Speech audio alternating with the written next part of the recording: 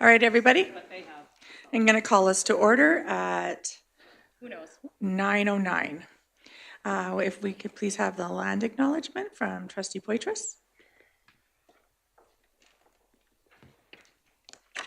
Sorry, I couldn't pick it up with my hands. Morning. Oki, hello. Welcome to our division office located on the traditional lands and territory of the Niitsitapi, the Piikani, Kainai, and Siksika, the Blackfoot people, within the Treaty 7 region of southern Alberta. Thank you, Trustee Poitras. If we could please stand for O Canada. These are far away from me.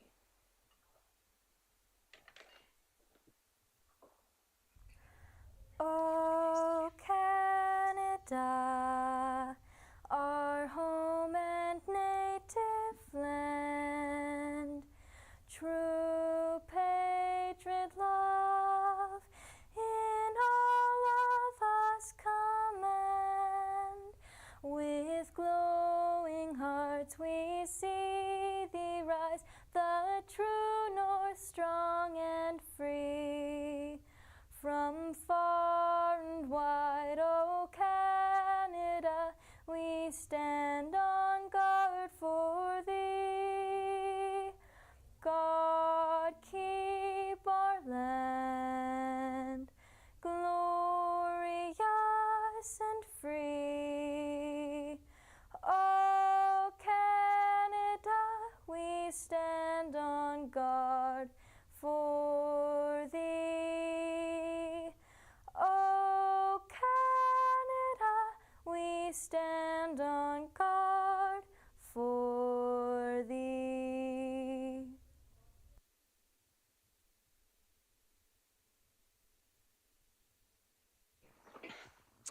Thank you. That was Zoe Nelson from FP Walsh.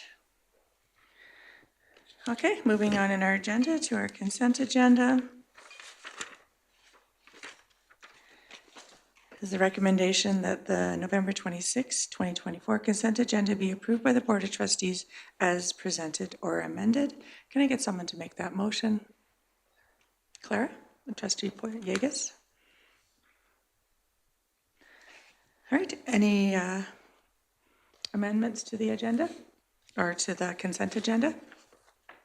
Trustee Charchin. Thank you. I'd like to pull the professional learning consent agenda, please. Give me 1 second here. My computer wouldn't load. I would like to be able to use my personal professional development money for professional learning series on the Learn ASBA website, including 2025 Municipal Election Series, Future Ready Trustee Focus on AI Series, Turning Knowledge into Wisdom, Legislative Landscape and Series. So there's those 4 components on the Learn ASBA website, and I certainly would not use all of them, but the ones that I feel are important for my own professional learning. The other piece is I would like to use my personal professional dollars for attending the Rural Caucus at ASBA. Okay, thank you, Trustee Charchin. We'll make that F6 then in our agenda.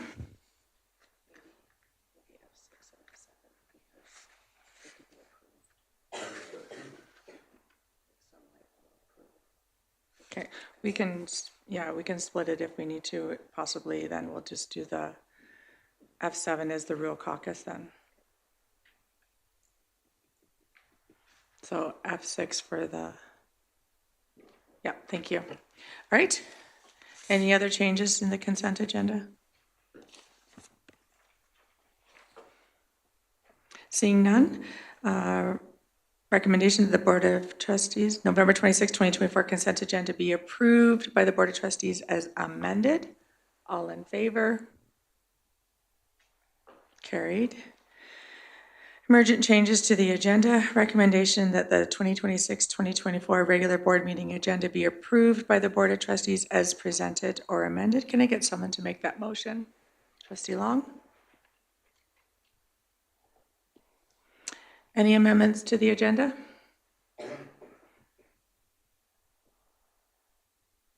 Seeing none, recommendation that the 2026-2024 regular board meeting agenda be approved by the Board of Trustees as presented. All in favor? Carried. Declaration of conflict of interest, a recommendation that the Board of Trustees declare if they have any conflicts of interest relating to the agenda items from the November 26, 2024 board meeting, and if so, should declare them. Seeing none. Moving on to our presentations. Transportation. Rick Visser? Thank you, Visser. Transportation Coordinator, and Michelle Headley, Admin Assistant, Transportation and LRSD Pursuits, will provide an update to the Board of Trustees regarding transportation throughout the division. Welcome. Thank you.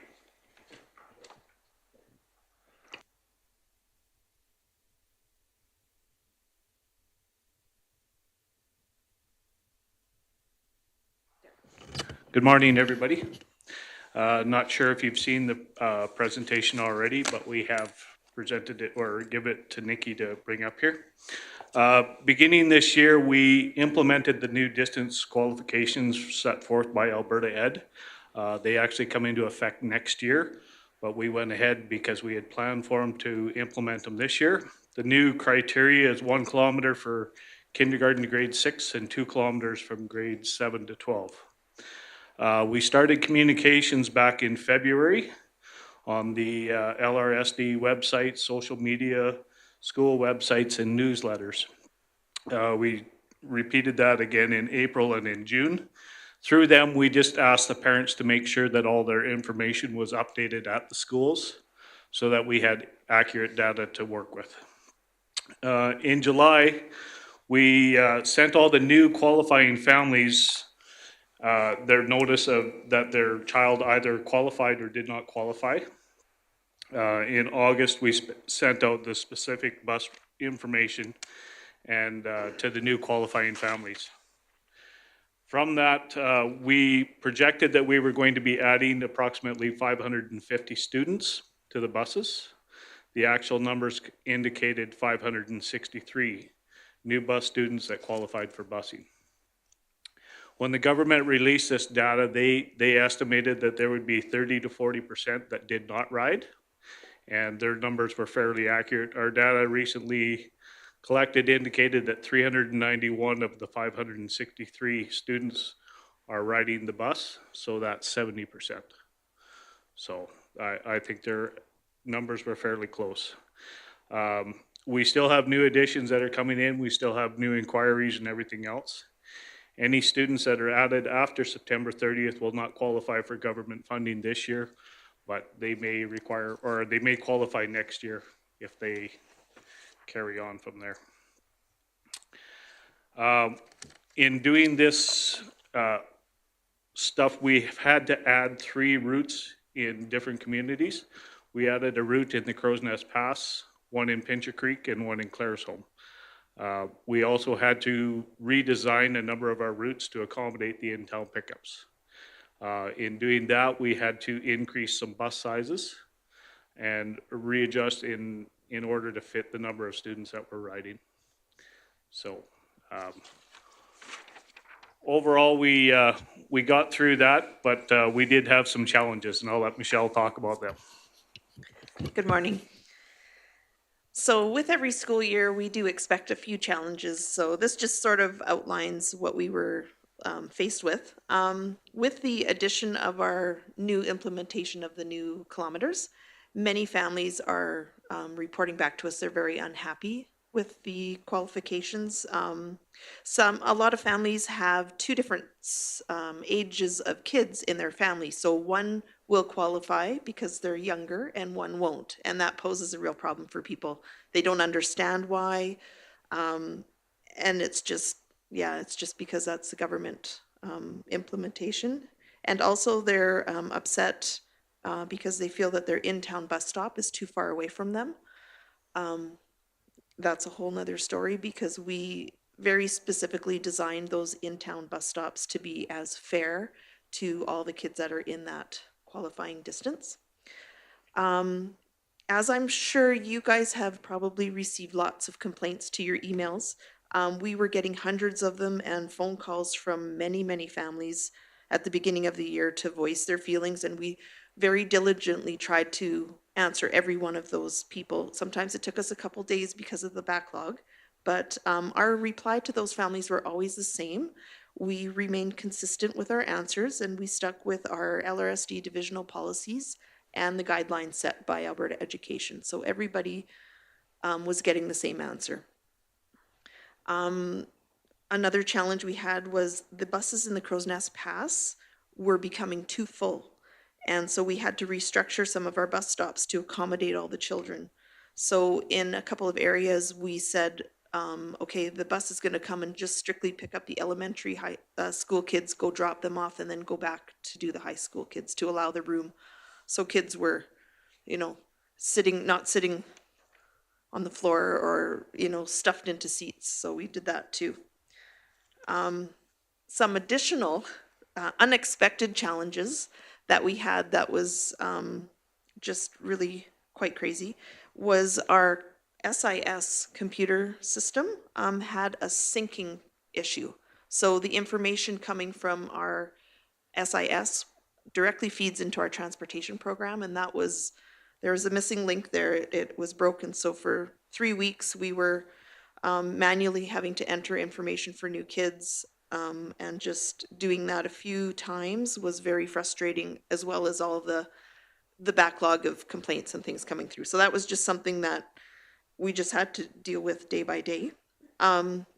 There was unexpected construction that happened in the Crow's Nest Pass, so we had to quickly, well, thanks to Rick, think very quickly on his feet to rearrange bus pickup locations like the day before school started, when all the families are on the same page thinking, okay, this is our stop. Well, he had to rearrange all that, and then we had to contact all those families as soon as we could, just so their kids could catch the bus.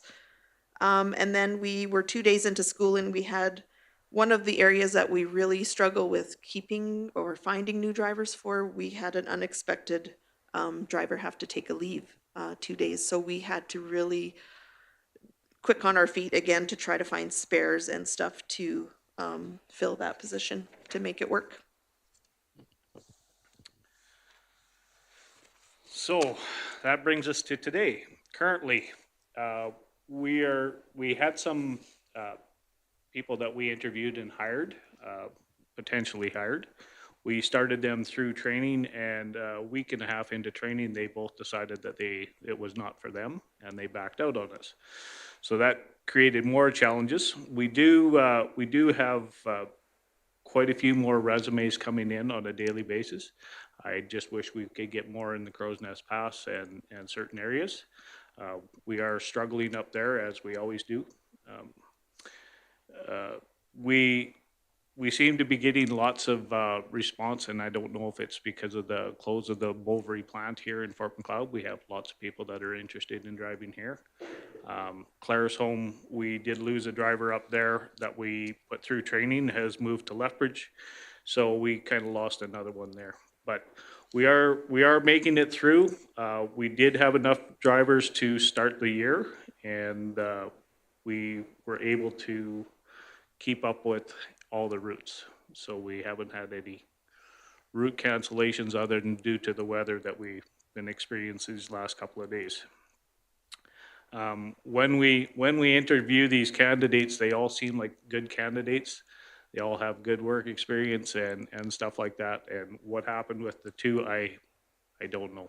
I don't know if the training was too much or what it was. But it was something that we did not foresee when we interviewed them.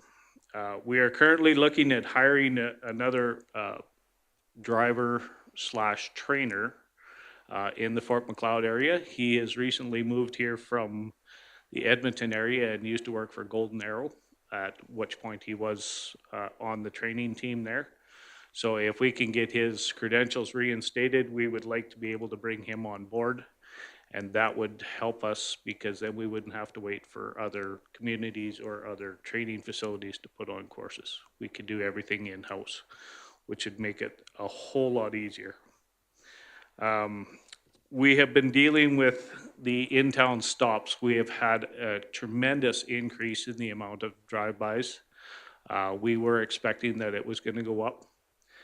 We are currently sitting at, I do believe that's supposed to be 24 now because we had one yesterday. So these are people that are driving through the red lights when the buses stop loading or unloading children. It upsets me in tremendous ways that people would not take life that serious that they could think they can drive through. Of these 24 that we have now, we have charged a number of them. Using the cameras on the bus, we can get license plate numbers and stuff like that. Sometimes the license plate's dirty, we can't get the information. The RCMP have been very helpful in working with some of these, and where we can charge them, they have been charged. So each one of them will receive a $572 ticket in the mail. So if they decide that they're going to challenge it and they go to court, then they also get 6 demerits on their license. So my personal feeling is it's not stiff enough, but that's my personal feeling. Going to move on to ride times. The ride times is, we tried to keep them as close to last year as possible. I think you can look at the information here. The shortest ride time in Claresholm is 2 minutes. The longest ride time is 1 hour and 20 minutes. Now that particular family in that is on for 1 hour and 20 minutes is a out of division family that meets the bus. So it's not that that's a good thing by any means, but it's almost couldn't be expected to be that long a ride time. Nanton, shortest again is 2 minutes, longest is 1 hour and 50 minutes. Now that student that rides, it's one student that lives out on Highway 22, out past Chain Links. So we bus that student all the way into town, and I feel sorry for that little girl, but it's a long ride, and yes. Ooh, sorry, didn't mean. Is that to school and then an hour, or is that combined to and back from each way? Okay. Sorry, that is just one way. Yeah. All of these times are just one-way times. So Stavely ride times, shortest is 5 minutes. The longest ride time is 1 hour and 33 minutes. We didn't say where that one lives. I think that again is right on the edge of the division line, a student that meets the bus. In Granham, ride times 2 minutes and 59 minutes. The driver in Granham takes her family with her, so we have to count her family ride time as, because she doesn't go back to her house and pick them up. She takes them with her, so that's why that ride time looks as long as it does. Fort McLeod, 3 minutes and 1 hour and 31 minutes, sorry. That is a family that lives at the end of Beaver Creek. So we have to send a bus all the way out there. Her next pickup isn't until I think 28 minutes after that pickup. So she goes out there a long ways, comes all the way back. Pincher Creek, we have 2 families that live out by Waterton Park. That is a very long drive out to their place. You go to Waterton Park and then you have to drive almost 6 minutes in on a gravel road to get to their place. So it all adds up really quick. Livingston, that has changed a little bit. It was 1 hour and 39 minutes. We got notified that family moved on the weekend, so we no longer have to go to the Waldron Ranch. Our longest child there now is up on the very end of the Maycroft Road. So just before the Maycroft Road goes into the Forestry Reserve. So Crow's Nest Pass, we have one family that lives out on Tecumseh Road right near the end, and that's what gives us that long ride time. Claire's home, we'll just go over, I just made some notes here. The number of students in Claire's home that ride the bus are 334. Nanton is 174. Stavely is 104. Grantham is 37. Fort McLeod 271. Pincher Creek 407. Livingston 130, and the Crow's Nest Pass 530. So, back to Michelle. So we are currently working very hard at completing our grant application with all of our new changes and everything. And this year, the Alberta Education, they require us to provide bus attendance sheets, which we've never had to do before. And it's because of the new kids coming on. So we had to send our bus drivers with an attendance sheet, which came back to us in time for our grant. And they just had to check off, is the child riding, are they not riding? And then we have to provide that with our grant. Because if they're not riding, then they won't be funded. So that's why that is. And just to kind of break down our grant application funding, it's very easy to assume, well, we've got 560 more students, we're going to get more money. However, that's definitely not how it's determined. The first thing that goes into the funding is the number of students that are transported, and then that you fall into a category on the chart. And then the big thing is the distance from the school, which is also referred to as density. And that's how the government has calculations of, it combines your students that you're transporting, and then their distance is calculated somehow in the background, and that all plays into the how much money that you're going to get for the grant. There's a lot of people that we've talked to along the way that you just figure, oh, you guys, are going to get way more money this year. No, that's not quite how it works. So it is due by Friday this month, and so we're just really currently working as hard as we can to get that all ready for them. And is there any questions that you guys have for us? Yep, it looks like we have a few. So we got Trustee Tarchin and then Trustee Toon. Thanks, Michelle. Is the attendance included in the grant funding as well? This year it will be. And the way they explained it to us was because the 1 kilometer and the 2 kilometer new regulations aren't implemented on the government level. They delayed it by a year. However, we went forward. Right. And because it's not like, I guess for lack of better words, like legislation, they want those bus attendance sheets to just prove to them, yes, these children are definitely riding the bus.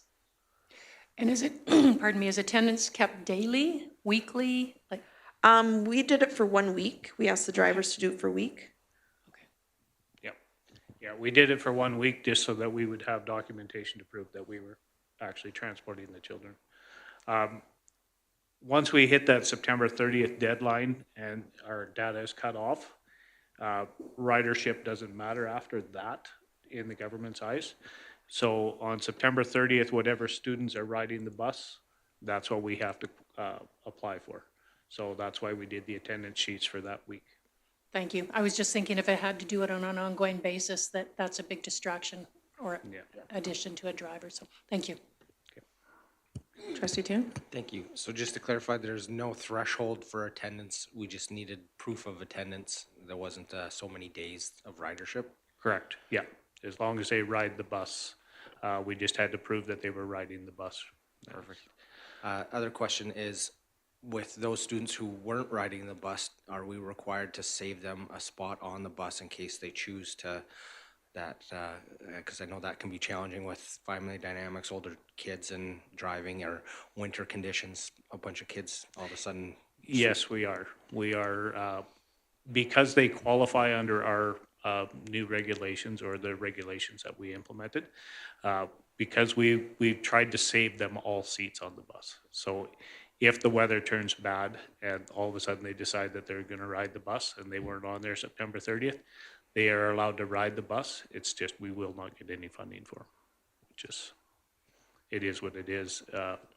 The bus is at the stop already. We normally don't change stops for something like that, but if there was an addition of a family on a farm or something like that, we would change a stop.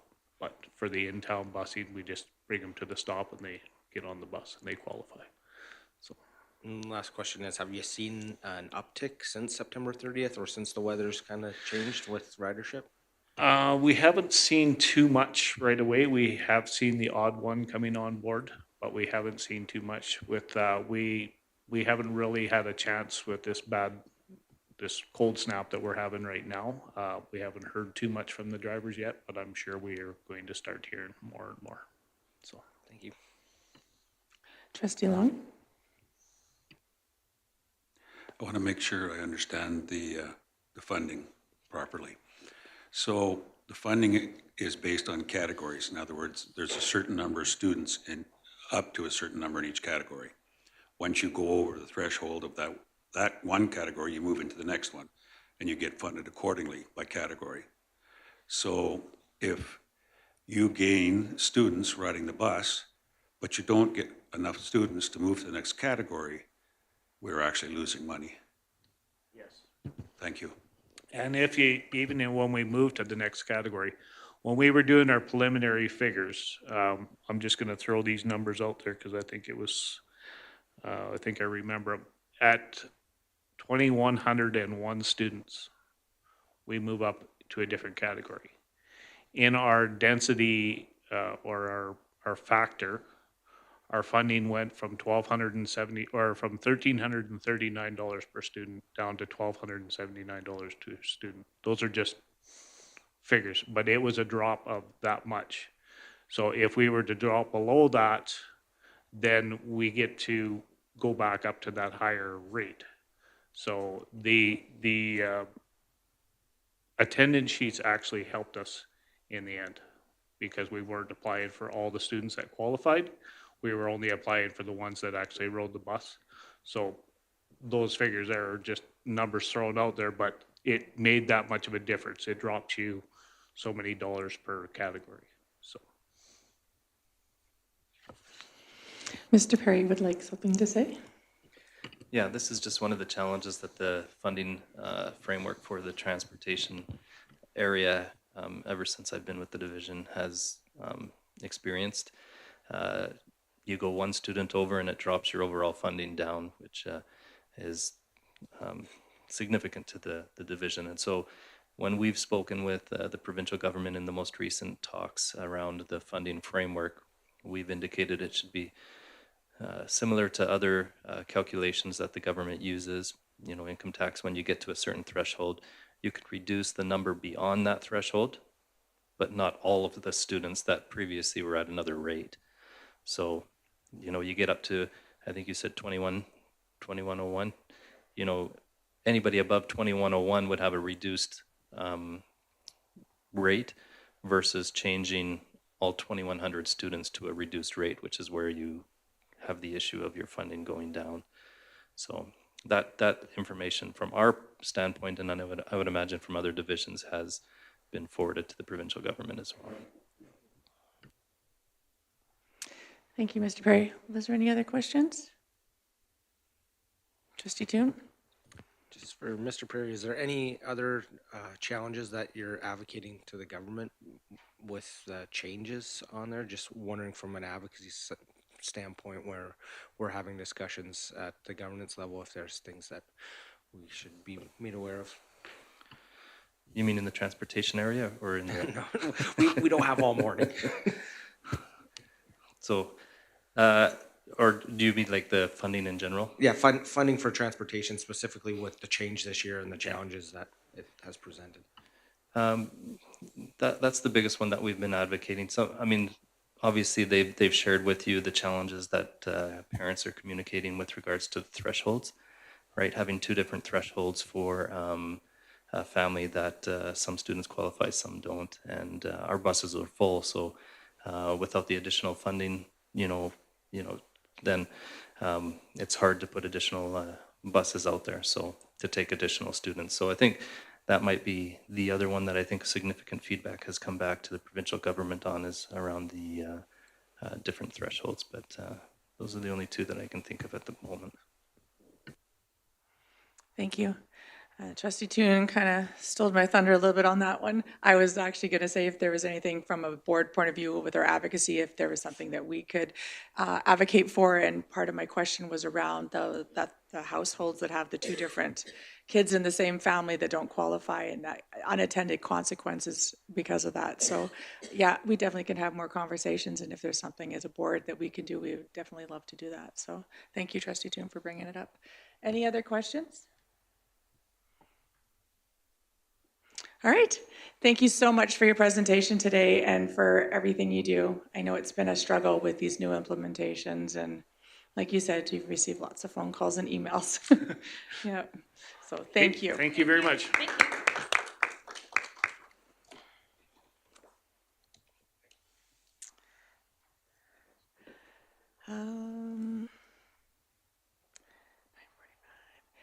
Is Lisa joining us? Sorry.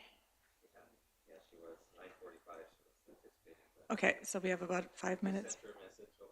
Okay, we'll just pause for a minute while Lisa makes her way down. She should be here with us shortly. Our next presentation is around the Alberta Education Assurance Measures results. Lisa Furukawa, our Director of Learning Support Services, will discuss the fall 2024 Alberta Education Assurance Measures results for Livingstone Range School Division. So we'll just pause for a minute until Lisa gets here. Perfect.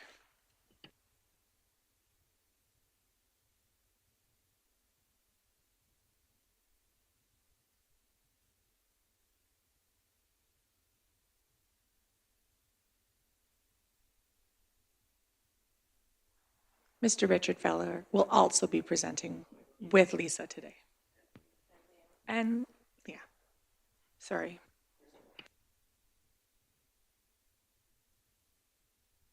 The whole team.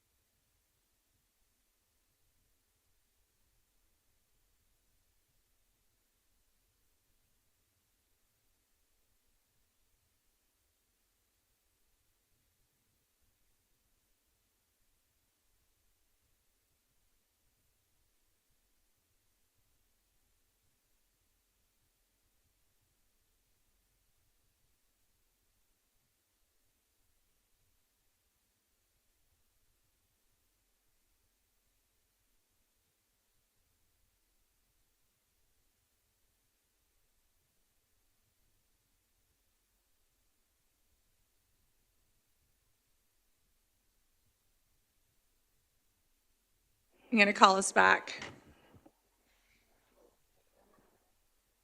Good morning.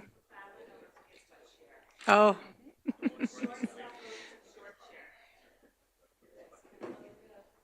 They do go up and down.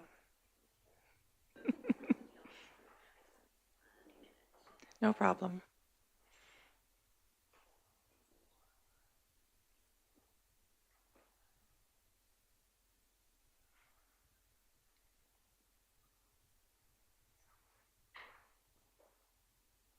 I'd like to welcome the Learning Services team, because I only introduced Lisa at the beginning because that's what it says. So I'd like to welcome all three of you to the board meeting. Okay, well, thank you for having us. We're really excited to be here today. As you know, we had an opportunity to do some portfolio switches over this last few months. And so Learning Services is now taking on the exciting challenge of curriculum and assessment. And so one of the things that we want to do today is share some of the information that we have collected and some of the strategies that we're going to be using moving forward.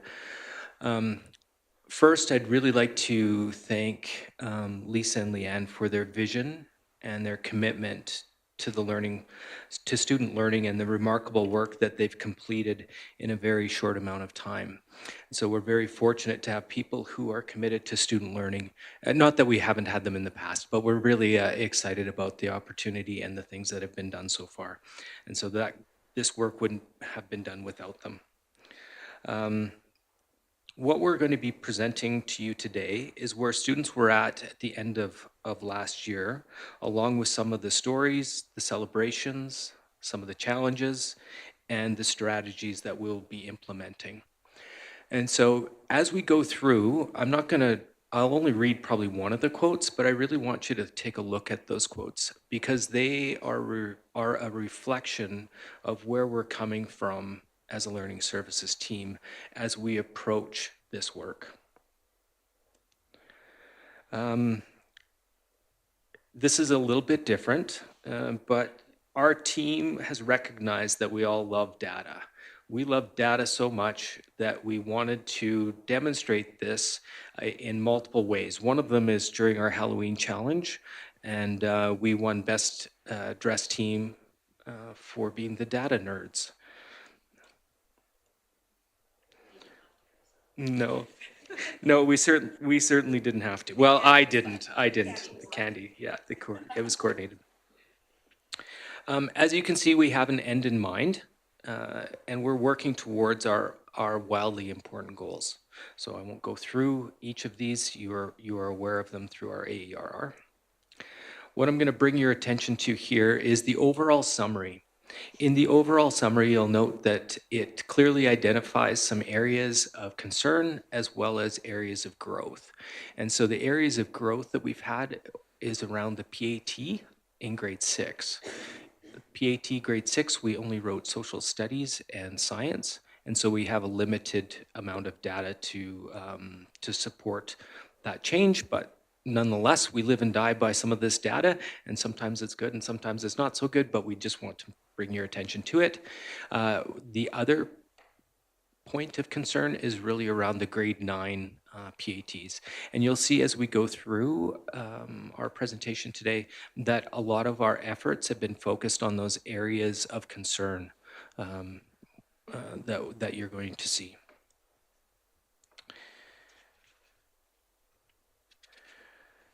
Sorry, Mr. Feller, if I interrupt there for a minute. Am I remembering correctly that the PAT grade 9 group that we wanted to see some improvement in was also a grade 6 group that had the struggle the 3 years later, like just kind of lower testing numbers than normal? Is that? I wouldn't be able to answer that. Okay, sorry. Actually. It's something that I thought I remembered from a presentation in the past, but yeah. I sometimes make things up like that. So, so I just wanted to double check that. Generally, our PAT results in grade 6 have been generally okay. Good. Okay. But they could have had a lower result than normal. So the provincial data and such as the PATs and diplomas are just milestones along the learning journey of each of our students. And we know that they're the culmination of the learning events that our students have access to from pre-K through 12. And so as we go through this, we're going to be taking turns describing some of the data that we see and what our interpretation of those data sets are. So we'll turn that over to Leanne. Before Leanne starts, just one thing to share about possibly they were a group of students that we identified as having more need for intervention or learning. And what we're coming together as is when we know that about students, what are we doing to affect that change?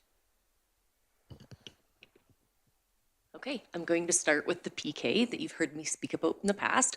But for in the PK in kindergarten, we do something called the early years evaluation, and they start with the direct assessment when they come to us. So kind of like instead of ages and stages, we've been doing the direct assessment with students entering our PK programs, and all students that enter kindergarten in the fall, or sorry, in the spring, we try to get them all assessed so that teachers are able to put a plan in place and supports in place before they even come to us on where the identified needs might be. After we've assessed them all with the direct assessment, for those that we know of, the teacher assessment comes into play, when the report card season first hits. So all students in kindergarten, their first report card is the early years evaluation teacher assessment. And so this provides us with some really good data on where we need to start to plan and put action plans in place for each of our students in those classrooms.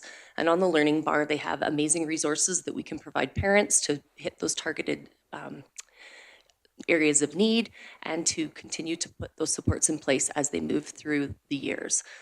The early years evaluation is done again at the end of the year in May, June for those students that came out in the spring or in the fall in the yellow or the red areas, so that we can see where the improvements have been made and where we will need to continue to target when they move into grade 1.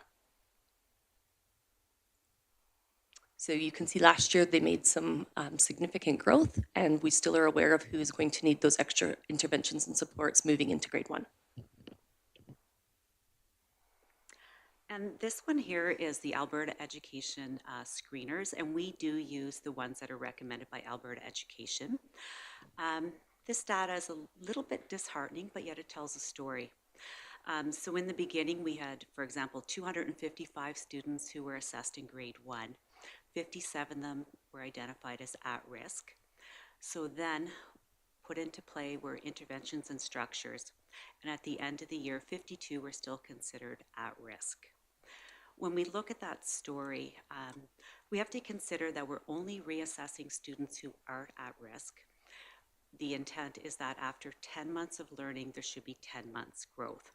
The students in that at-risk area came in between 6 and 14 months behind in those areas. And although they did make between 6 and 10 months growth, they're still considered behind.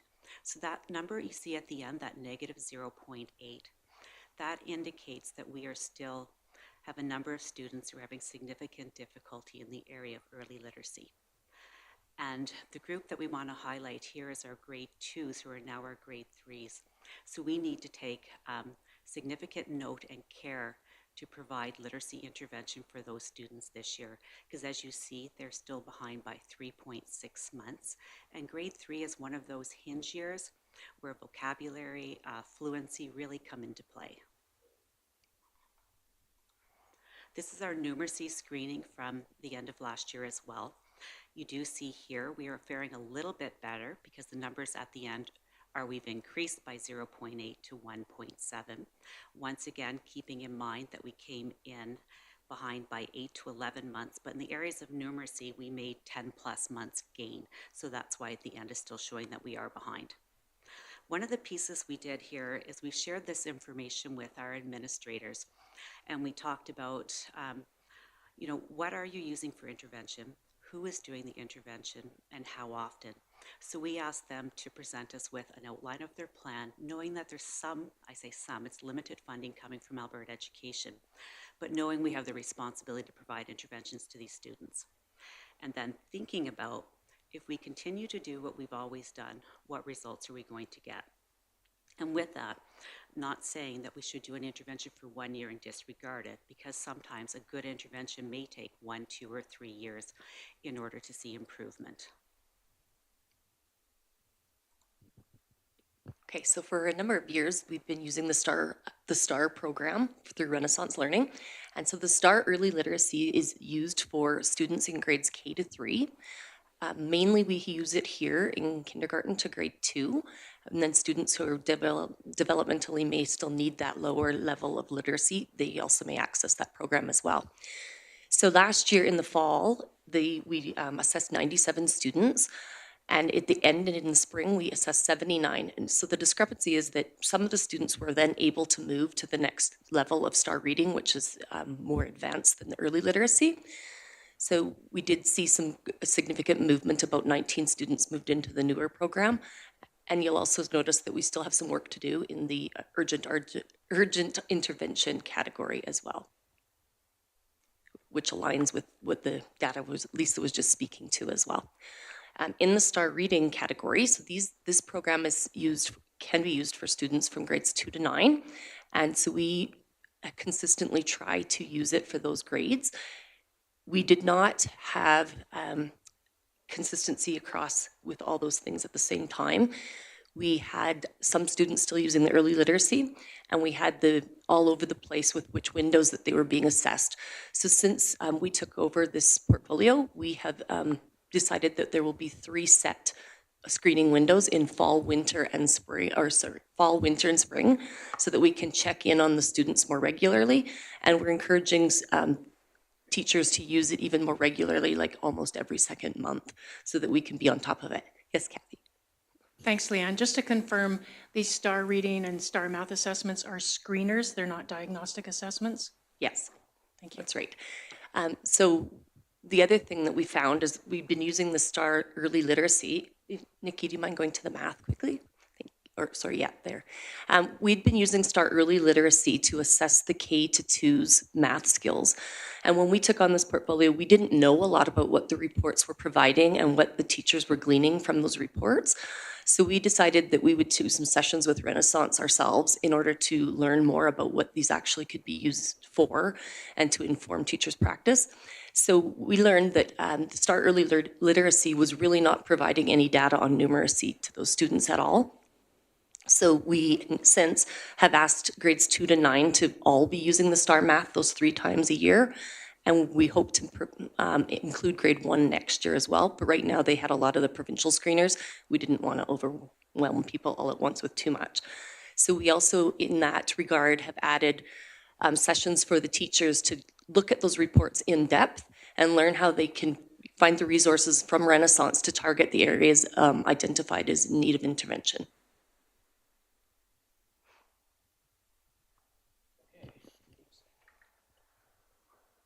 So we have focused a lot of our attention and intention on having the data that is actionable and accessible to all of our staff that are doing the work.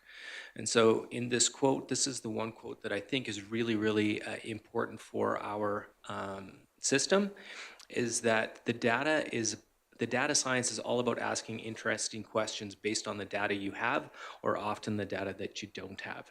And so we've spent a lot of time with our administrators trying to help understand what it is that they need in order to have the data that they need to do the work. Just bringing our attention back to the overall summary and moving forward into the student learning and engagement. So as you can see through these graphs, LRSD has declined slightly in student learning and engagement between 2022-2023 and the 23-24 school year. Citizenship is basically the same. There's not a lot of change. 3-year high school completion did drop for us in this last year, but did increase again in the 5-year average. So data is just summaries of thousands of stories, and that's what we want our staff to think about. Not just the endpoint that they see, but the data that they have that is actionable and that they have influence over. We always talk about living and dying by sharing the information on PATs and diplomas, because they are a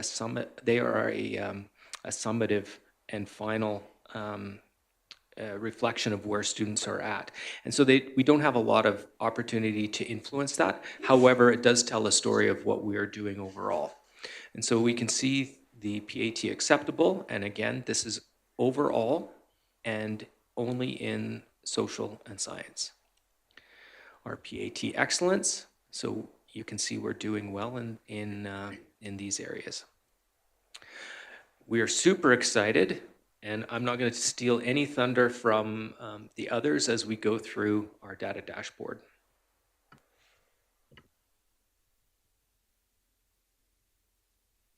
There, am I on? Oh, the thunder in the storm belongs to all of us, so there's no stealing of thunder. As we come into this portfolio, one of the things that we were hearing from teachers and staff is that they didn't have data quick at their fingertips. In order to dive deep into the data, it took a lot of time and a lot of energy in order to actually look at what's getting in the way of learning. So collectively, we decided we need to create a visual dashboard. And for something to be visual, it needs to be clearly understood at a quick glance. You need to have the information there that you need, and it needs to be actionable. So we've worked for the last, I guess, 2.5, 3 months as a team developing a visual dashboard. The diploma dashboard is ready, the grade 9 PATs is ready, and we're also working on Alberta screeners, the STAR, and other data points that staff had requested. One other piece on this is we've been working with John Hattie's work on impact and influence for student learning. And one of the pieces is collective efficacy has the highest impact. And the reason why you don't see one person here today is that you need to create a team, you need to cultivate a team to have that collective impact to influence an entire school division. So we are constantly meeting with the intention and the vision and the focus of improving student learning, providing conditions for teachers to be successful. So that's the backstory on this. So I will tell you about this exciting dashboard. This is just a snapshot. We can actually move all the way through it. So our comprehensive diploma data, if you see, is there a mouse? I think you can see my little screener thing. Yeah, just so. Oh, so you'll notice here, overall, our average is 61% on all of our diplomas through all of our schools. We can filter this by school. We can filter this by gender. We can look at how our First Nation Métis Inuit students are doing, our English as an additional language, special education code. We can filter all of this. We can filter this by high school to take a look at which high schools are doing well that you might want to tap on the shoulder and say, hey, you know what? I'm not quite sure how I should be teaching this area. Can I connect with one of your teachers in order to provide support? You'll also notice here, we have students that are below 50. In the diplomas, 50 is considered the acceptable standard. So we wanted to know the number of students within each area so that we knew how to improve student learning as well as the standard of excellence. Just click. Okay. I will quickly go through because there's a lot and I think we only have 15 minutes. We're probably close to use that time right now. So in biology 30, you'll see our average mark is 57.9. You'll see the number of students in each area who achieved. And this is another piece that we added here. It's not enough just to know who is acceptable and who is in the standard of excellence. We also need to know what are the strands that we are working on? What are the strands that hold the most weight? What should we be focusing our time and energy on? And this is for every single subject area. I'm just going to show you one. For example, cell division and genetics is 18 points. And we also have listed, but not here, the schools and how they are doing within each area for the intent of how do I connect with you, that collective efficacy, that these are all our students. They're not just one high school students. These are Livingstone Range School Division students.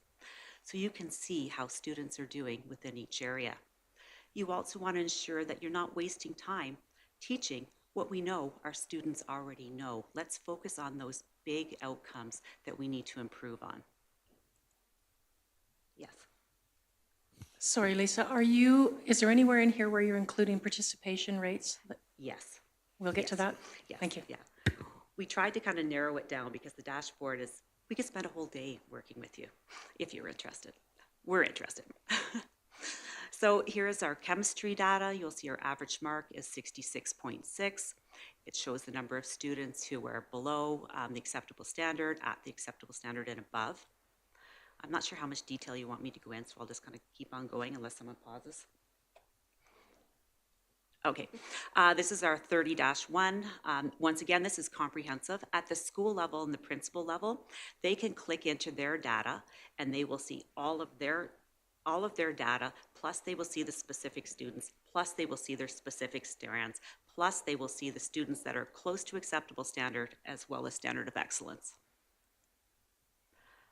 30-2, we're sitting at 65.2% average. Math 30-1, it also shows participation rates. And one of the other pieces I want to note here, the bars are all the same length, so we intentionally put the number of students at each area so that you have that understanding as well. And once again, all of these are here broken into the strands of the highest value. Physics comprehensive, 30-1. I'm just going to keep moving unless you want to pause. Okay, so here is back to the diploma WIG. So in -1, we wanted our students will increase from 67.8% to 95% acceptable standard. This is how we've been achieving over the last 3 years in -1. This is our WIG and our -2 courses over the last 3 years. And it's not enough just to know that. You need to know which of the courses are we achieving at a steady growth rate, which of our courses are we starting to have some difficulty with. So we need to dig into this as well, this data. And once again, this is a visual dashboard for a quick look. From this, administrators and teachers meet to dive into the data, to plan intervention, to collectively plan across the division to support our students. Yes. On these, have you done anything in terms of looking at the mark on the diploma versus the mark on the teacher-based mark? Yes. Yes. So with this dashboard, this is showing the diploma exams of students who wrote. There is also a piece on the diploma exam. Any one of us could talk, by the way. We're all interchangeable. I just happen to have the mic on right now. As well as the classroom mark. And with us, as I'm sure you've seen in the AERR, there is a discrepancy in our results, which is common amongst other school divisions. However, we're not using that as an excuse. We want to look at what is the why. So we were actually at a session yesterday with about 8 of our staff on assessment, and they were talking about assessment is for the purpose of diplomas, and really looking at your assessment. If it says that you need to describe, then on the diploma exam, are you describing at the same level as your classroom assessments, at the same in-depth level, or is it at more of that superficial level? Could that potentially be a discrepancy? We don't know that yet because we haven't dug into the data. But I'll tell you, the grade 9 and the grade 12 teacher that were sitting beside us, they were in there. They didn't want to talk, they just wanted to focus, and they were really looking at their data in the assessment. Oh, I thought you were going to talk. Okay. Okay, this is our grade 9 PAT, and this was one of the questions I think you might have had, Kathy, around participation rates. Oh, wrong thing. So you can see here, 162 exams were not written in our comprehensive data. That's not 162 students, it's 162 exams. This data that we're providing here for our principals, all of us and our teachers, is the data on the students who wrote, because that's the one that we can influence. But we need to really take into consideration, why are these students not writing? The excuse for reasons are right here. And there's only 2 reasons to be excused with Alberta education, is they're not able to access it in the manner that it was provided, or it's harmful to the student. So you see, that's very few students, but what's going on here? Now that we know that, we're going to dig in deeper.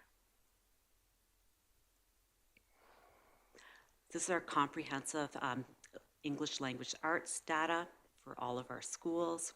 Once again, we can break it down by school name, First Nation, Métis, Inuit, special education coding criteria, gender, so we can really dig in. But this gives you the quick snapshot of what do I dig into, where what Richard talked about, when there's all this data everywhere, how do you even know what to dig into? This is pretty, oh, I see a concern here. I see something I need to address. And once again, just like the one I showed you on bio, we broke every single one of them down into the different strands, so we know what we're doing well in. So if this is worth 35 points, perhaps I want to reach out to one of these schools who got 24.7 points here, because they're really strong here. What are you doing? How are you getting this data? How can you help me as a teacher to support my students? And that's available for every single strand. And this is our Math 9 data. This one here, we know we need to address. And once again, the breakdown.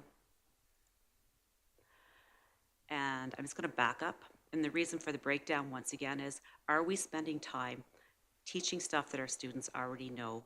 Could we be using that valuable time to really address the areas of need? Yes. So this is accessible to the teachers? Right now, all administrators and assistant principals have this data, and then it will be released to the teachers. So what we wanted to do with the administrators, we wanted them to have an understanding of it, and we wanted them to determine, would you like to present this to your staff? Would you like us to? And it's probably, there's a little bit of both, but we wanted to ensure that they feel confident and own this data in order to support it. And also the understanding, this isn't just grade 9 data. This is the story from grade K to 9. That's who has this, owns this results. That's who owns this data. So thinking of that collective efficacy, that we're all in this to support all of our students and teachers.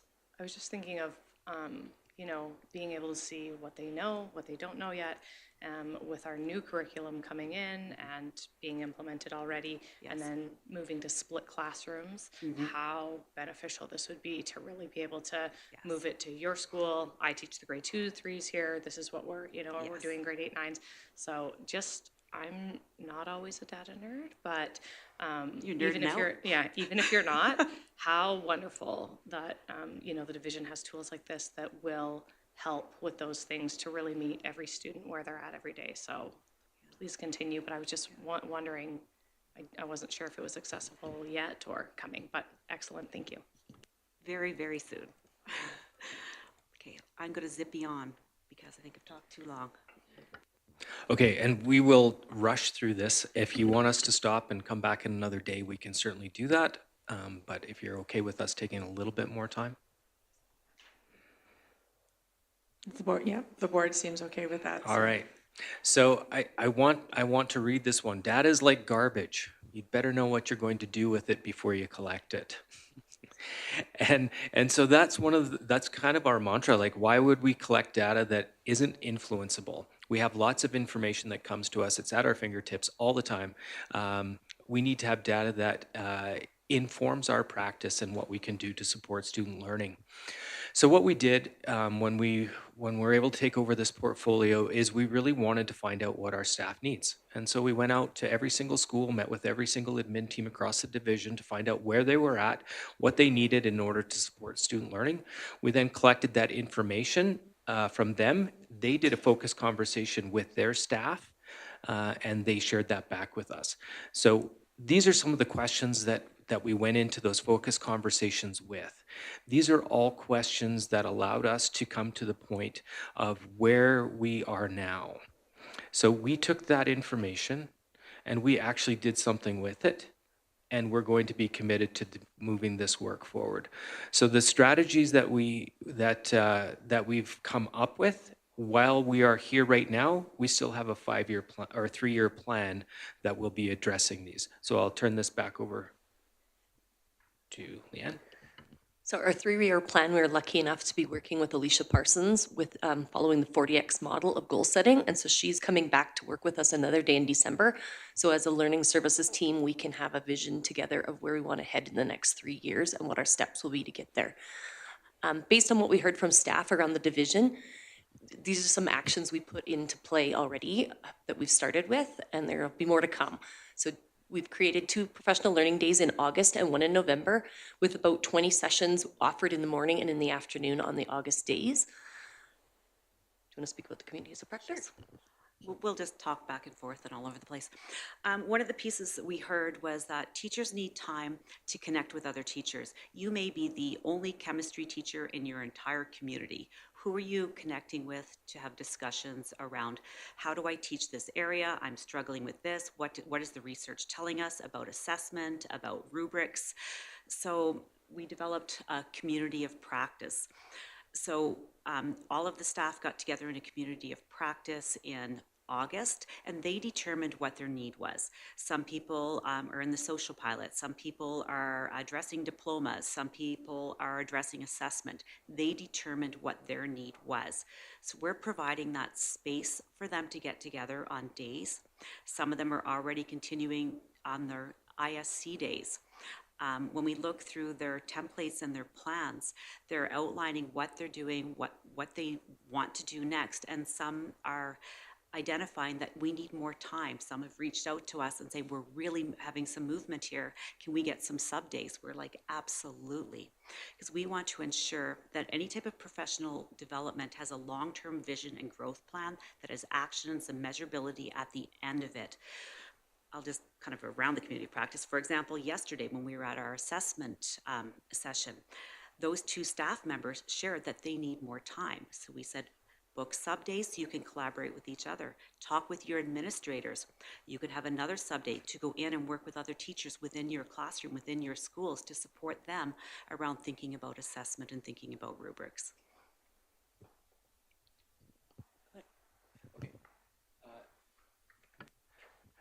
As you could see, there have been a few things that have been done over the past 3 months, but we still recognize that there's some challenges. Our biggest challenge is really around the resource of time and finances to support some of this work. We know that it's going to take us longer to move from X to Y without those supports, but we're doing what we can within the influence that we have. And so it's not, these are, while they're limiting, they are not barriers. Our celebrations, and again, we live and die by PAT results, but we just put them up there. The data dashboard, we believe, is going to have significant influence over the work that our staff are able to do. We believe the professional learning and communities of practice that we're putting into place really allow teachers and staff to get what they need rather than us prescribing before we diagnose. So we're saying, what do you need, and us not having to tell them. Did you want to talk about the communities of practice just quickly? So at the end of our community of practice get together in August, we sent out a quick short little survey asking staff to respond.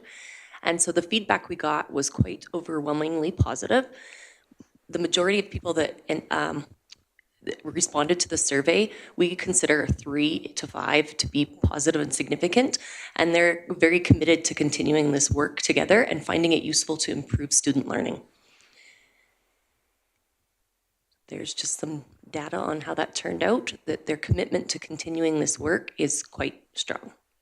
And I'll add a little bit more to that. This was in August when it was a new thinking. It was a request, but just because you ask for something, once you actually have the opportunity to have it delivered, sometimes you realize it's challenging to change your way of thinking. It's challenging to work with others and to look at your practice and your assessment.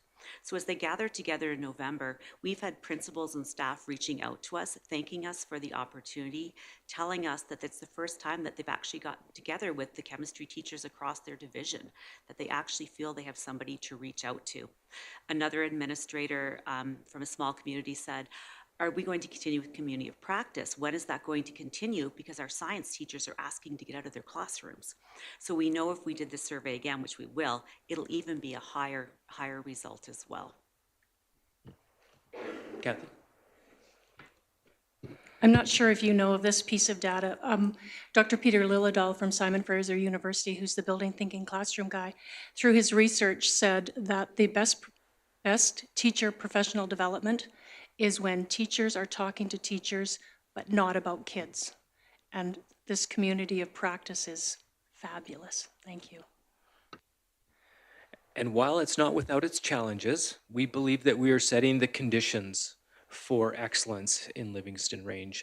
This is not the end of the story. We are super excited to see what's going to happen with the amazing work that our staff do every day for our students. And while this is a reflection of the work they do, this is only one reflection. We know that we have amazing teachers, we have amazing support staff, and all of those people bring that intent, that meaning, and that purpose to the lives of our students. So thank you for giving us a significant amount of extra time, but we know this is a priority of the board, and we are very committed and serious in actualizing those results. So are there any questions? Thank you. I know when I was looking through the slides, I was looking at the dashboards that were created, and I was trying to click on them to see if I could get them to move or do anything, but they're amazing. That is, I think that I've done a lot of work in that short period of time, and I'm super excited to turn the page and see what happens after this has been implemented for a little while. We just have time for a couple questions, or one question, and then we need to move on. So trustee, I guess. Can you hear me? Yeah. This isn't a question, this is a compliment. I'm really impressed with what you have done here in terms of getting the teachers to look at your dashboard is, I wish I would have had that when I was teaching. It makes things so much easier, the collaboration and that, and so that when you go back into the classroom, I can see how teachers could look at that area where their students need the support in the area that they could just go through it. It would make teaching much easier. So thank you very much. Thank you. Appreciate that. Thank you, Learning Support Team.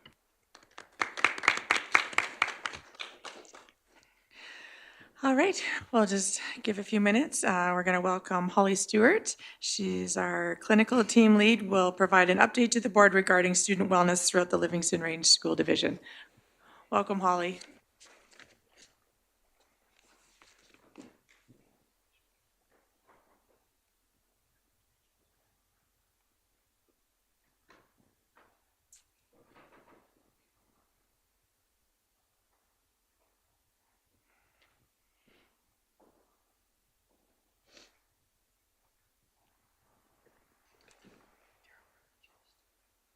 Yep, he did.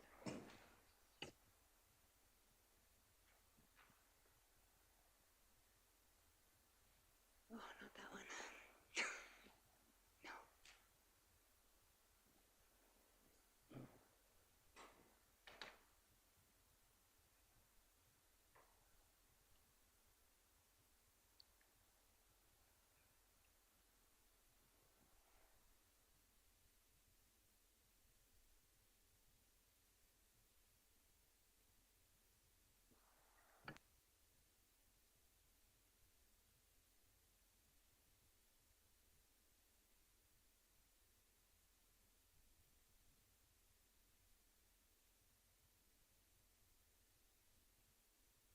Can you hear me? You can. Okay, thank you. I'll just start by saying thank you for allowing me some time to sit with you today to talk about the FSLC program, which is now inclusive of the mental health in schools, or the mental health program as well. I'm really excited to share some of this data that we've compiled this year. I would like to start, though, by saying a special thank you to all of you for making mental health in our division a priority. Chair Hodges, your speech at Divisional Day was exceptional, and I truly appreciated it. I did look for you afterwards to say thank you, but I could not find you. But it truly was meaningful, it was impactful, and it's just so wonderful to know that this is a priority in our division, that we're actively making it a priority. So we all know that we are continuing to navigate this time filled with stress, certain hardships, etc. And these challenges we do see mirrored in our staff, in our students, in their families, and it's really important to recognize that the mental health and overall wellness of our students is essential if we are truly to support their learning, their growth, their achievement, and that's both academically and socially. I think this commitment is deeply embedded in LRSD's mission, vision, and core values, and I believe strongly it is exemplified in the work we see with our FSLCs as well as our mental health therapists. Our team really does understand that meaningful connections, meaningful relationships with our students are the cornerstone of the work that we do, and they are imperative for building a sense of belonging, emotional safety, and fostering well-being with our students. So thank you for all of that. I'll just go into a brief overview or a refresher of the overarching goals of the FSL program, and that is to effect positive change in the lives of students, their families, as well as our staff. And we strive to optimize their learning, their development, and overall well-being through the work that we do with them. We achieve this goal through three main types of service. The first being the direct, keep going. There we go, thank you. The first being direct counseling services, so that could be one-on-one counseling or small targeted group work. This is a consented-based service, so it does require the consent from the legal guardian in order for the students to participate. We also provide consultation, collaboration, and advocacy. We work very closely with our administrators, our learning support teams, our parents, as well as community professionals to gain a deeper understanding of what our students are experiencing and how to best support their well-being as well as their learning. And we also provide preventative and proactive programming. So we are involved with delivering a wide range of preventative and proactive initiatives, and this may include, again, targeted groups, classroom programs, or even school-wide initiatives, always with a focus on health and well-being of some kind.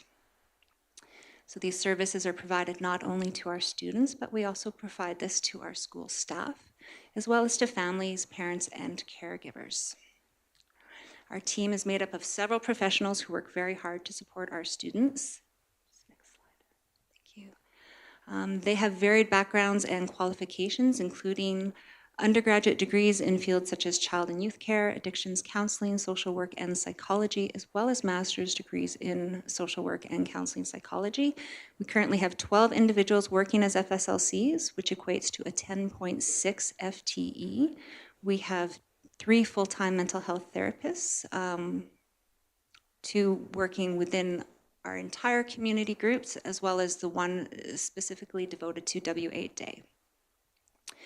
So this slide reflects the FSL allocation by school. Orange is indicative of a shared FSL between Grantham and W8 Day, and green is a shared one between Isabel Sallin and Horace Allen.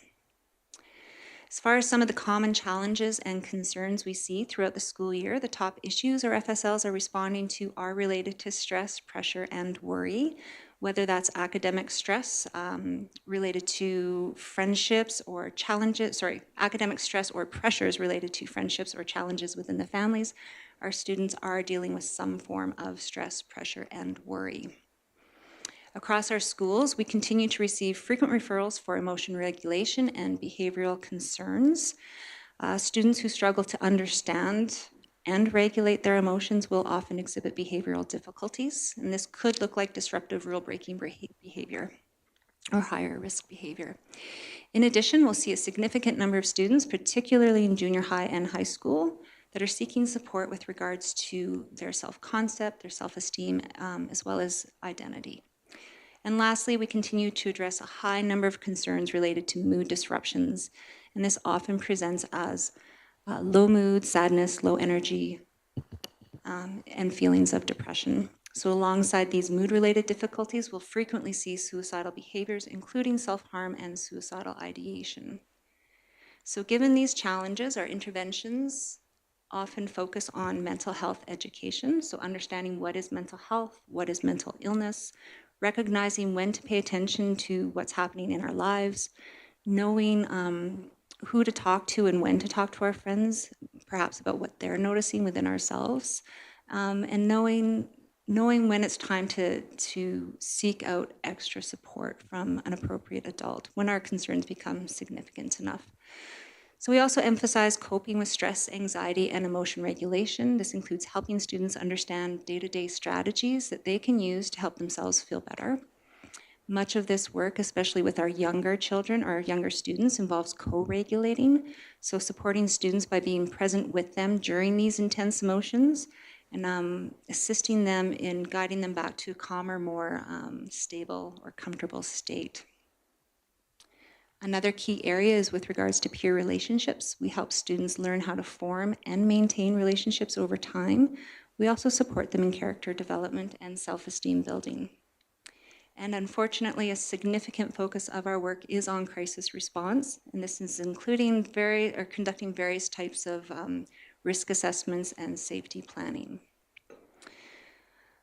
Okay, I'd like to provide an overview of the amount of work. This is for the 2023-2024 school year. So the amount of work our FSLs have been doing within their schools.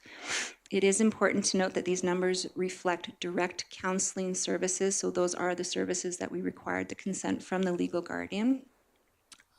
This data does not include students that might drop in for a single visit or might be supported informally in the hallways or classrooms or other areas. So last year, our FSLs provided direct counseling services to 581 students, representing 16% of our division's population. 321 identified as female, 252 as male. The top concerns brought forward by students and their parents included social relationships, anxiety and trauma, followed closely by ADHD and suicidal behaviors. In response, much of the counseling focused on stress management, coping strategies, anxiety reduction, emotion regulation, and fostering healthy relationships.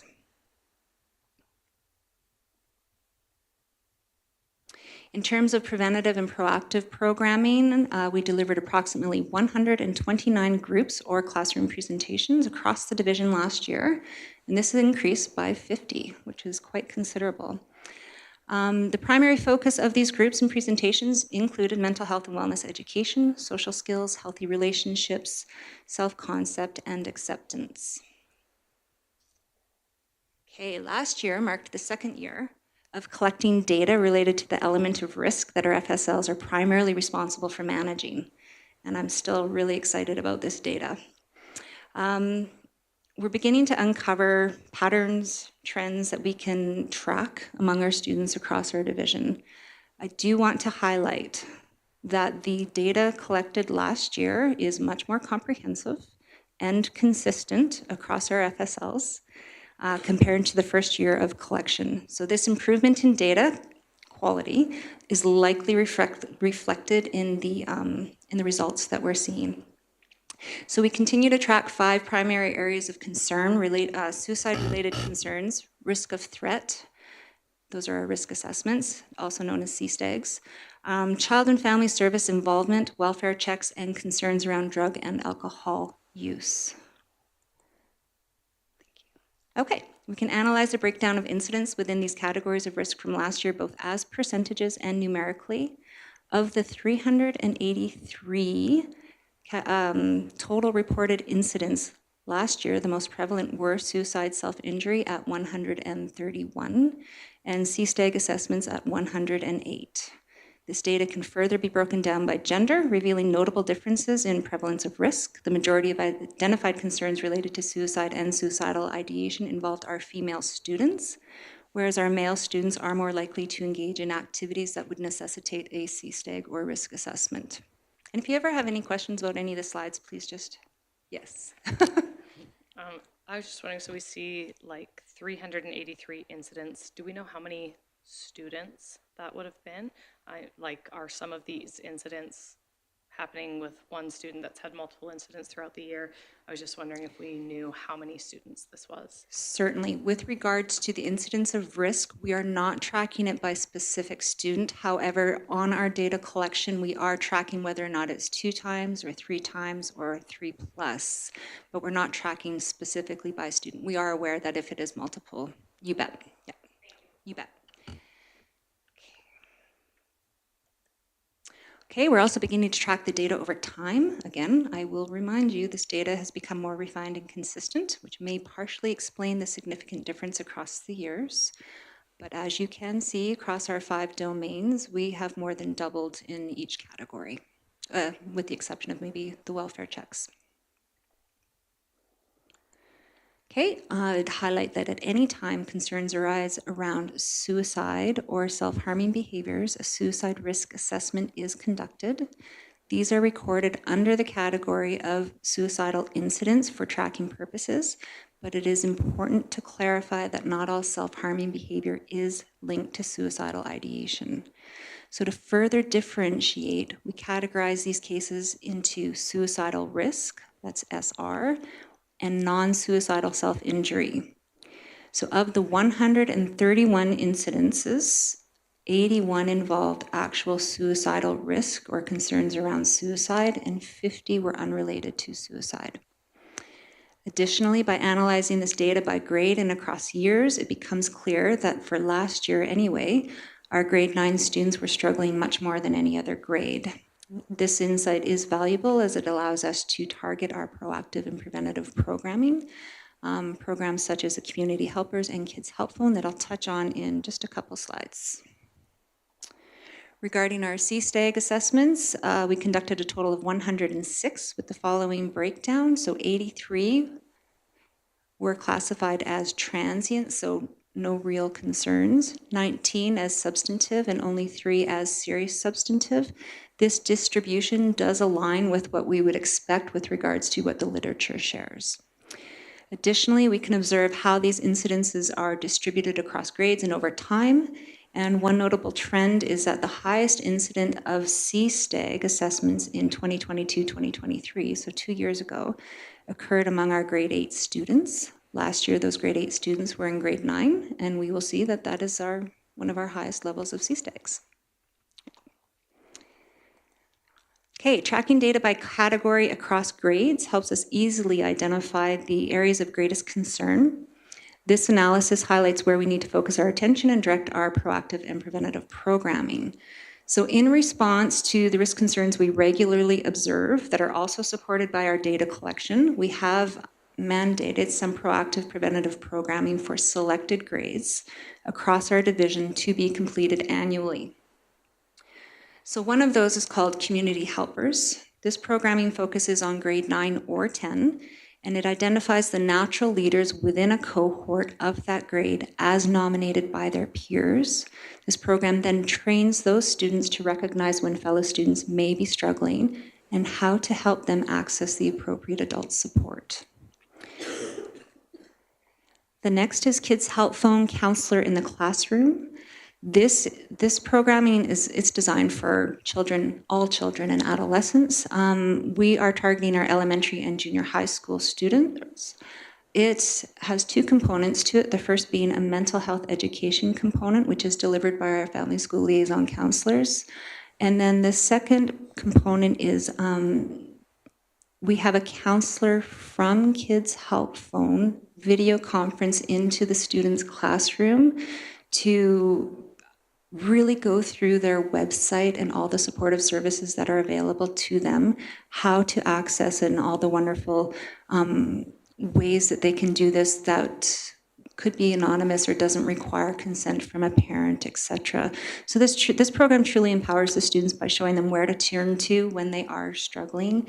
And their motto is, no problem is too big or too small. And they really emphasize that with the kids. So if they're struggling, they have a big test coming up and they've got some anxiety over that, they're more than welcome to phone. And they really make this clear with the students. So this is something that is available to them 24/7, 365 days a year. Okay. So the Mental Health in Schools pilot grant was extended. We're very excited about that. That funding allowed us to hire 2 mental health therapists to support the students and their caregivers in our division. Since bringing them on board, 108 clients have been referred and a total of 740 sessions have been conducted. Additionally, we've utilized funds to support specialized contracted services through Dr. Massey and Kent Hollingsworth. These interventions have focused on enhancing the understanding of student needs among students, as well as staff and families, as well as providing strategies to better support them. Services have included parent counseling, family therapy, behavioral support, and professional development for school staff in areas such as collaborative problem solving and CSTAG training. And finally, in October of 2023, we were able to implement the ISSP program with WA Day. This is thanks to the Calgary Police Youth Foundation, who had selected Fort Macleod as the area of greatest need. Through this funding, WA Day was allocated a full-time mental health therapist on staff to support their students and families. And in this time, she has supported 45 students and parents through consented supportive services. As well, in conjunction with the FSLC there, they have They have provided 14 classroom presentations and 4 targeted groups focused on social emotional development.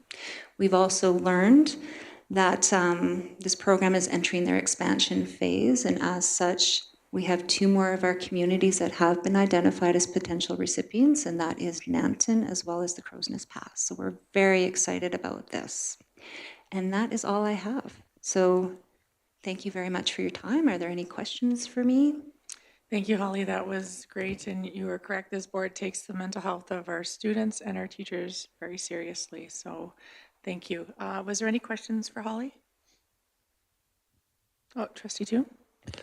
Yes, thank you. I know it's hard when we see the numbers and the increase in some of those areas, but know that the in-depth work that you're doing is making a huge difference. I appreciate all that you do in this area for our schools and our communities.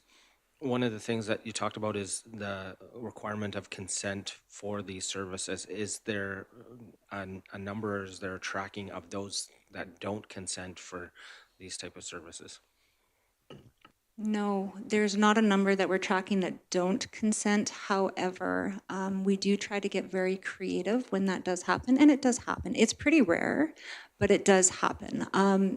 When I say we try to get creative, when we're not getting the consent from the parent, that means that the FSL cannot formally provide services to that student, but we can build capacity of teachers, CYCWs, to do some of the work that we would do and kind of backdoor our way into ensuring that those children are getting support. Thank you. Yeah. Any other questions? Perfect. Thank you so much, Holly. We well, really thank you. appreciate you coming and presenting Thank you very today. much. Thank you. All right, we're moving on to our action items. Our first one is our IMR results and plan. We have Mr. Jeff Perry and Mr. Greg Gorzita joining us. Sorry, butcher your name.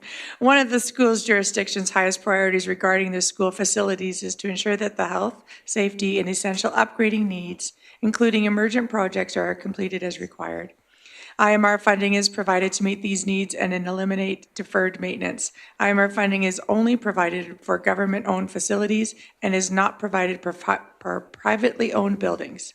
To deal with the emergent projects as they arise, school jurisdictions should consider setting aside contingency funding. IMR funding may be spent only for approved purposes. Jurisdictions may use the funds to ensure school facilities meet all regulatory requirements, particularly as they pertain to providing a safe and healthy learning environment, preserve and improve the quality of learning environment by replacing buildings, components that have failed, prolonging the life of the facility through planned, proactive replacement of major components, and upgrading of the educational areas to meet program requirements. Meet the facility requirements of students with special needs, and replacing or upgrading building components to improve energy conservation and efficiency and to achieve cost saving as results. The report was prepared by Greg and coordinated facilities. The report shows that this was planned and completed in the 2023-2024 school year, then provides a plan for the 2024-25 school year. The recommendation that the Board of Trustees approve the 2024-2025 infrastructure maintenance and renewal expenditure plan as presented. Can I get someone to make that? Trustee Yegas? Welcome. Thank you. Please go ahead. Okay, we did rock, paper, scissors, and Greg wants me to start, so I lost that. But anyways, appreciate the intro and reading of that information. That comes directly from the capital planning document that Alberta Infrastructure provides for schools, and as well as the information that Alberta Education gives us with regards to direction of what can be used with the funding. So you have 2 documents that we've provided. The first one that is currently on the screen is the Infrastructure Maintenance and Renewal 2023-24 results.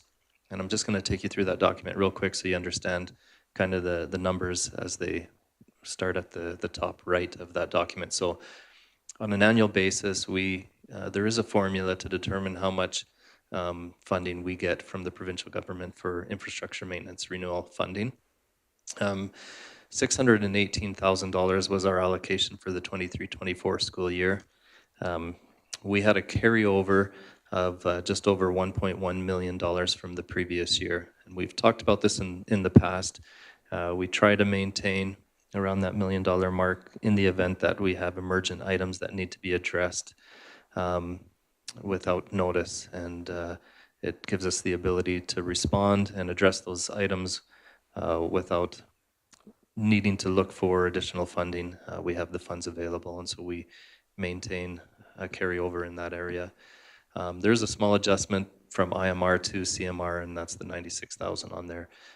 Projected interest was much higher than we anticipated, so that was projected in the plan, but the actual interest was about 57,000, just over 57,000, which was higher than we anticipated. So the funds that we had available for 23-24 was just over $1.7 million. The items that you see on the list are the items that were not necessarily completed, but had some funds allocated and used in those specific areas. At the end of the page, you can see on the second side of it, the total amount that was expended in 23-24 in IMR was $438,580. The original budget that we brought forward was $790,000. That $96,000 was part of that original budget. It was for items that were considered CMR, and that's why there was a transfer over to CMR. So the actual expenditures spent between that and what you see there is $535,000 of that 790. So, which is a difference of about $255,000. So this is the results from the prior year. You can see that there are some spots where funding was not expended in those areas, and then you can see where the expenses were for certain items. So Greg is here to answer any questions that you might have in relation to those. As you know, the world gets really busy, and some things take longer, and so potentially get carried forward into a new year. Other things jump up and become priorities. So the light blue area on the screen are items that were considered emergent in the school year that were not part of the original budget. And so I've highlighted those for you, and you can see what was expended there. So that's the overall summary of the document. I'll stop there and see if you have any questions or if Greg has any comments that he wants to provide on the 2023-24 results. Does anybody have any questions, or Greg, did you have anything else you wanted to add? No, it's pretty straightforward. Some of that, like I say, it doesn't specify which ones are open and which ones are closed or carried over, so maybe that's something that could be added, just so you know which ones are actually done and which ones need more funding for next year. Trustee Toom? Yeah, just a question with the ones that weren't completed. I know in the past, a lot of times it's been staffing that's been the biggest challenge in getting to that. Is that continue to be the number one thing on the list of why we can't get to some of these items? Yeah, it's a big factor. Also, contractors were busy last year too as well, so it was difficult to get somebody to come and get stuff done through the summer when it's our busy time. So it's their busy time as well, so it's always a factor that way for manpower. Thank you. Trustee Poitras? Yeah, just along the same line. So when we bring in contractors and stuff, I know that this covers that, but if we wanted to hire someone to do, to go out to the schools and do some of these maintenance projects that wasn't like plumber or specifically, can IMR dollars cover that salary or that employment, or is it just specifically then for the supplies and stuff?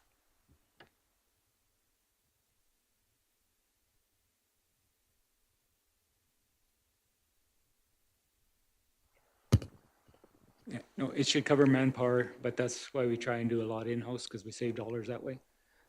There's a formula that we could charge back our man hours, but we have never done that as long as I've been here anyway, but we could. It costs you one end or the other. Right.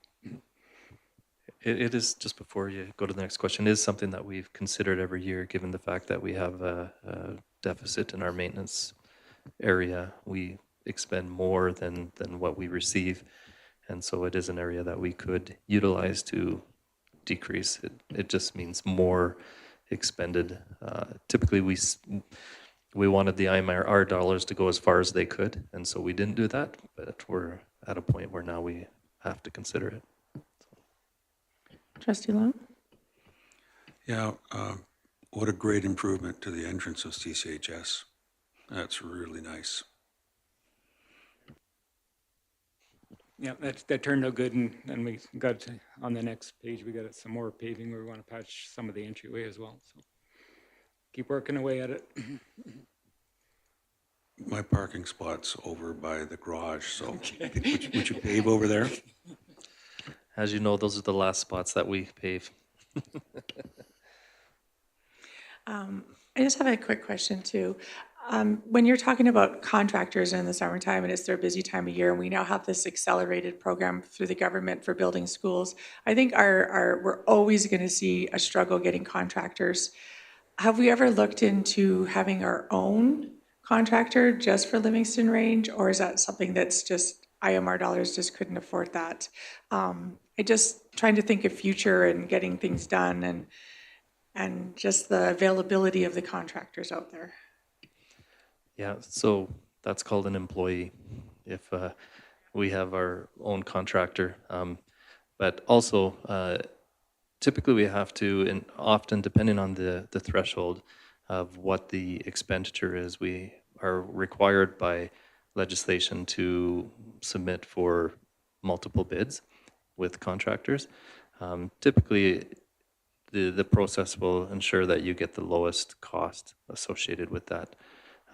There could be challenges with that as well, people not knowing the area, bidding levels, not taking into consideration where we are and things of that nature, but those are things that we have to consider. We are one of the lower staffed maintenance departments in Southern Alberta, and we've tried to minimize the costs in staffing because of where we are as far as a budget, right? As we advocate for additional dollars in maintenance with the provincial government, we try to do our best to minimize the amount of instructional dollars we would have to use in maintaining our schools. But at the same time, there's a balance. So, having additional staff versus paying a contractor to come do it is something that we struggle with annually to figure out that. And that's Greg's probably biggest challenge is the amount of work and the number of people he has. And so when you have to contract out, it can cost more money too. Thank you, all great points. A lot of these projects are trade specific as well. Yeah. So you have to have probably multiple contractors come in and do different projects. So you can't just have one. So something to think about when you're trying to look at all your projects that you have on the go. Perfect, thank you. Any other questions? Just a reminder that I have another page. Yeah, so just on this page, yeah. So carry on, please. Okay, so the second document that you have, that is pink. When I printed it out, it doesn't look pink, but the format is the same. This year we get $605,000 for an allotment, which is a little bit down.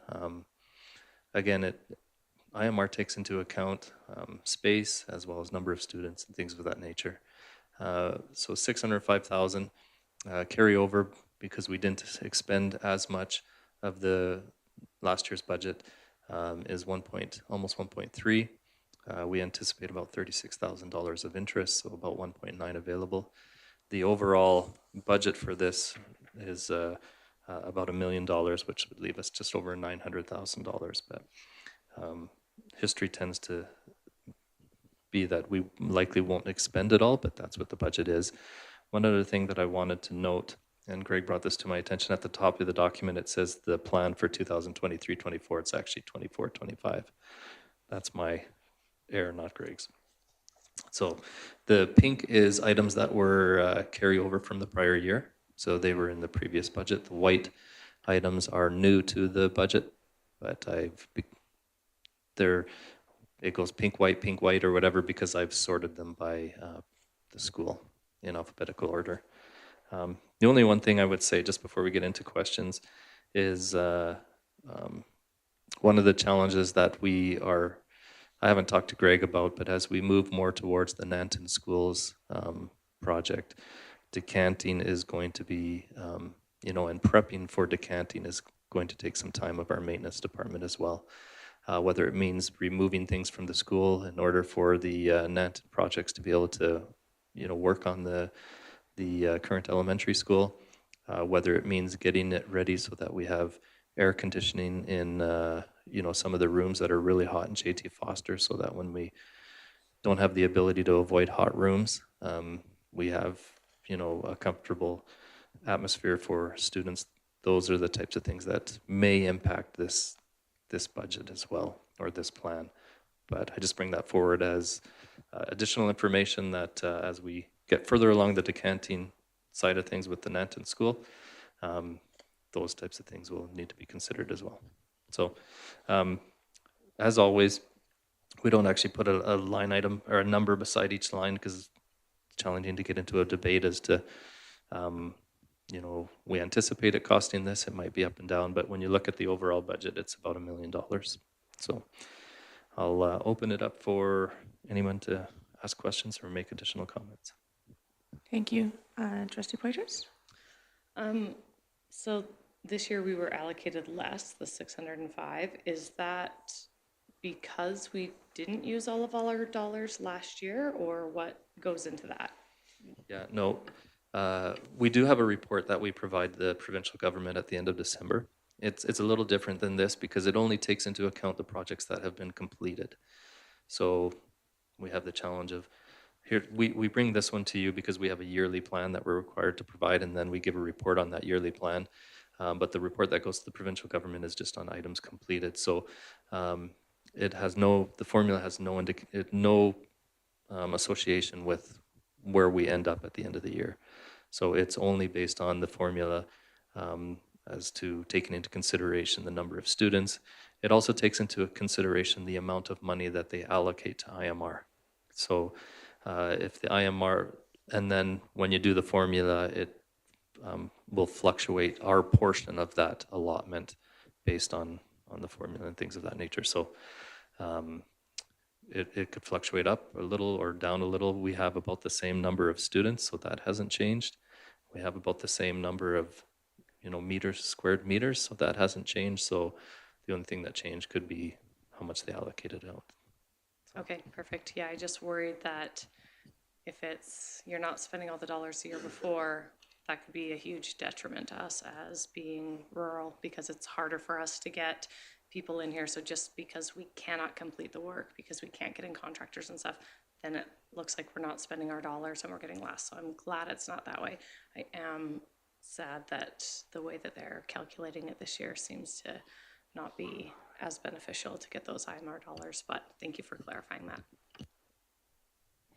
Thank you. Any other questions? Nope. All right. Thank you. Yeah, you did. The only thing I will say is that we do get about the equivalent of CMR dollars. So they used to be together. CMR dollars it's a different process, and those are typically the larger side of things like roofing or the huge lighting projects that we've had. We have to get those approved by the provincial government, and so we can't work on those. They could be emergent, and we could get an emergent approval, but so we have about $1.2 million between CMR and IMR. Trustee Toon? Thanks. No, sorry.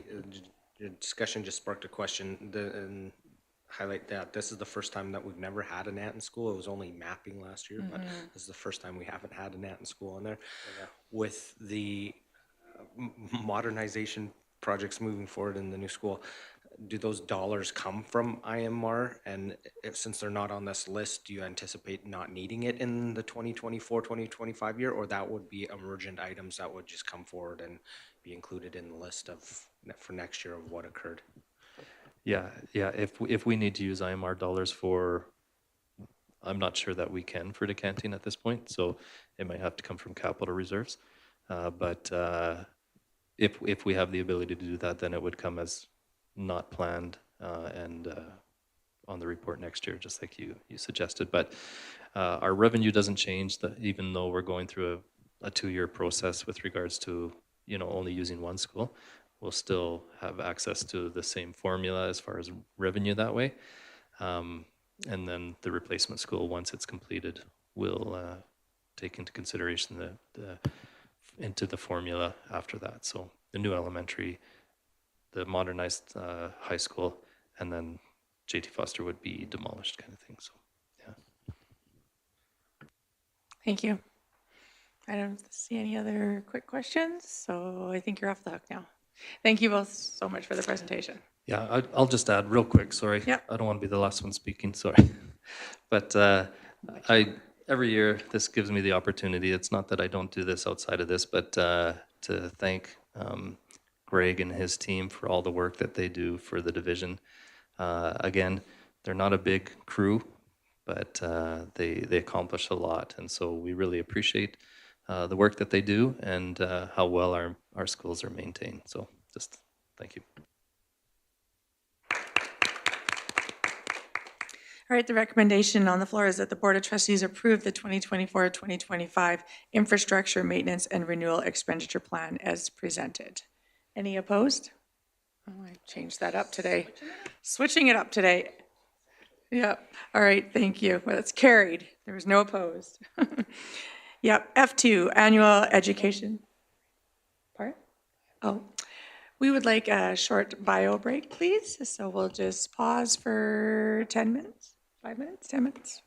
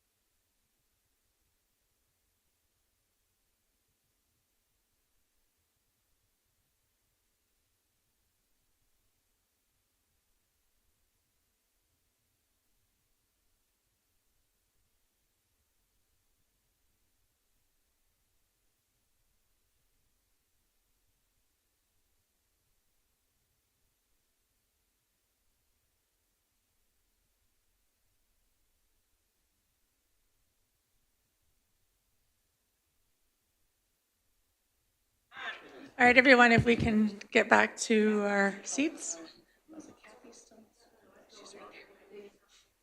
Hey. Huh. Did you finish the financial for you?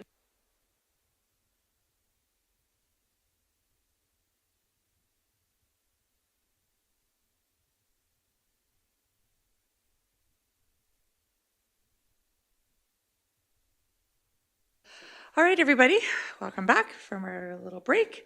We're ready to just dive right in now to F2, our annual education results report. Daryl Seguin, superintendent, will review the 2023-2024 annual education results report for the Board of Trustees approval. It is the recommendation that the Board of Trustees approve the 2023-2024 annual education results report for the Livingston Range School Division. Can I get someone to please make that motion? Trustee Poitras? Mr. Seguin, please take it away unless Trustee Poitras has anything she would like to say. Okay. All right, great. Thank you. While Nikki is pulling that up, I am very pleased to be able to spend the next hour or so reading the 45-page report to you. But I'm only kidding about that. I'll try to highlight some of the work that's been done and some of the goals and priorities and operations of our school division and our progress on them. This report is longer even than the education plan, and that's because certain things are required by Alberta education. So you'll see footnotes and everything for the various reports in there, and that's requirements of Alberta education.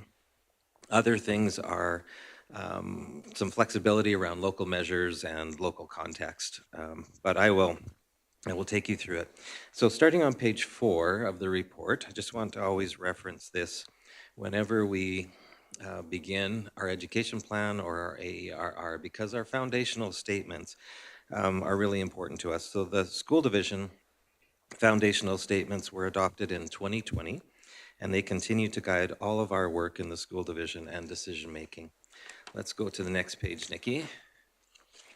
Stakeholder engagement is really important in our school division.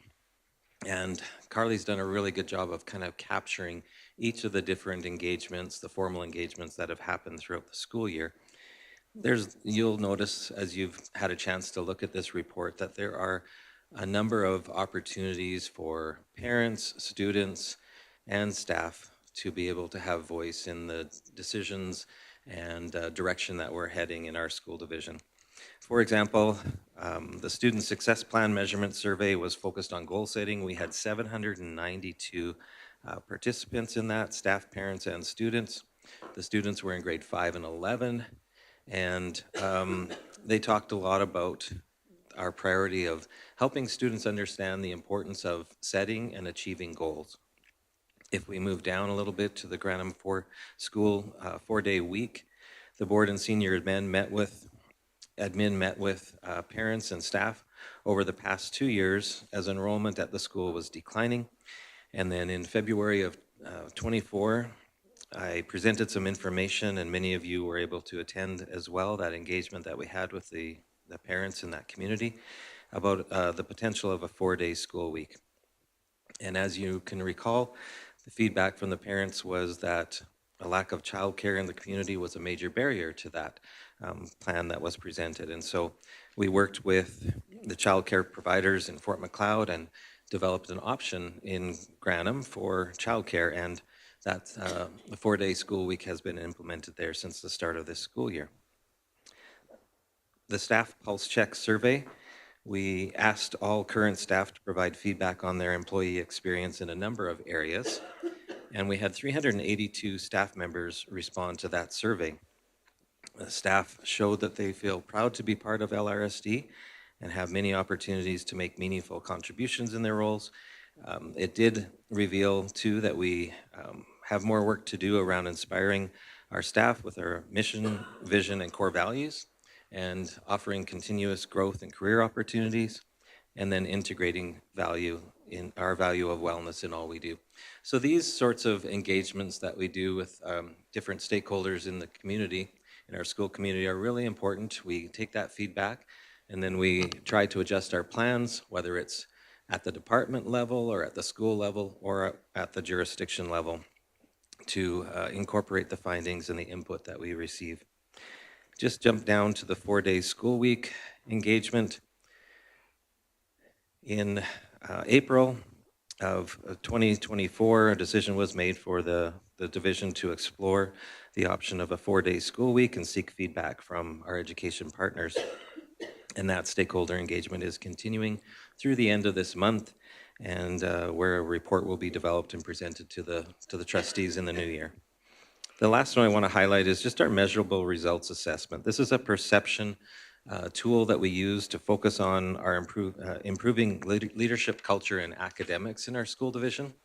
One thing that we're really excited about with our MRA is that 2,833 respondents participated in this engagement. And so it gives us a really good data set to be able to work with. And I'll be referencing that perception tool as I go through some of the highlights of our AERR a little bit later on. But the MRA, because it's a local measure, seems to be able to, and it's more broad, it seems to be able to attract more respondents than the Alberta Assurance Measure survey that comes to in the mail. That comes to parents, students, and teachers in grade 4, 7, and 10. So it's a little more restrictive in who they survey, whereas the MRA is more broad. So we'll talk about that as we go through a little bit further in the document. Let's jump, Nikki, to page 9. These are the main goals for our school division. A couple questions maybe there. Sorry, trustee, I guess has a question.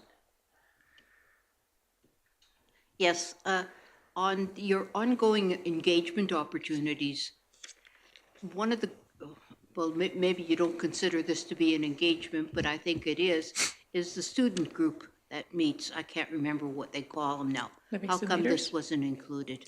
Livingston Leaders. Yeah, we did engage them this fall. I'm trying to think of, at different times, we have an opportunity for students to participate in leadership development, but we don't always use that group for feedback on certain topics and certain questions.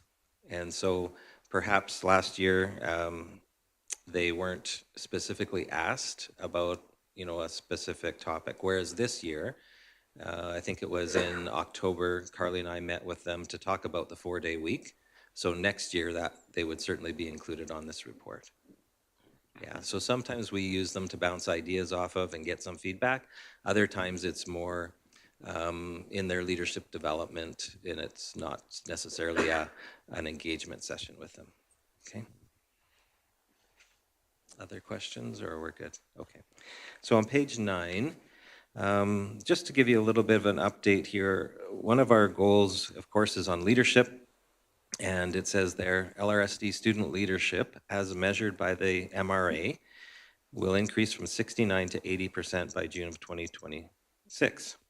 Our baseline, of course, in 2022 was the 69%, and I'm happy to report that in 2024, we achieved a 78% rating, so we're on track to achieve our goal of 80% by 2026, so that was good to see. Our wildly important goal number 2 around culture, again, through the measurable results assessment, increasing in the area of supportive student environments from 71% baseline in 2022, and our spring of 2024 result was 79% in that category. So we've almost achieved both of those first 2 goals a little earlier than planned. When we jump down to the academic goals, we have some subcategories there, some sub-goals. The cumulative provincial achievement test results, we said we wanted to increase from 62.2 to 80%. Actually, the data set that we used from Alberta Education was changed, and so the real number that was recalculated after this initial goal was set was 55.4%. So moving from 55.4% to 80% is a big stretch in the 4 years. We are progressing. We still have more work to do, but we're at 63.5% now. The cumulative -1 diploma results, we've seen some really good growth in this area over the past year. We moved from 67.8%. We are now at 77.6%. So that is good progress there. And our Dash 2 results from 69.4, we're at 73.9 now. So it's nice to see that we're making progress in our academics as well as the other areas. Trustee Sargent? Thank you. When you're looking at those diploma results data, are participation rates included in that, or are those just raw or are those raw scores? Yeah, those are at the acceptable standard, and so it's not measuring the participation rate for because anyone in a Dash 1 course will write the exam, right? And so this isn't about participation, it's more about the actual results on acceptable standard, meeting that standard. Yeah, I was just thinking about kids that drop from a Dash 1 to Dash 2, and does that impact that data? But that's another conversation. No, that's not the measurement that we've used for these ones. Yeah, thank you. All right. If we move to the next page, the Learning Services team brought you through shared a lot of information around the academic side of this report. And so while we still have work to do, we are pleased to see that there's more yellow and green colors and less orange and red. So this chart consists of both stakeholder perception survey data as well as standardized test data. And so the Learning Services team took you through the standardized test data. I'll just briefly take you through some of the perception data. So if we start at the top with the student learning engagement, pretty much static to last year. And the citizenship, again, very close to last year. So those two areas you can see in the middle column on the far right that we have maintained. You'll notice that, and Learning Services spoke of this a little bit, the 3-year high school completion rate has declined, and the 5-year high school completion rate has been maintained. But it's interesting, one thing that's not on this report is the 4-year graduation rate, which has increased. And so while 3 years was down, 4 years was up, and 5 years was down. But it'll be reflected in future reports, I'm sure. If we jump down to the bottom section, education quality and welcome, caring, respectful, and safe learning environments, we made a little bit of gain in both of those areas.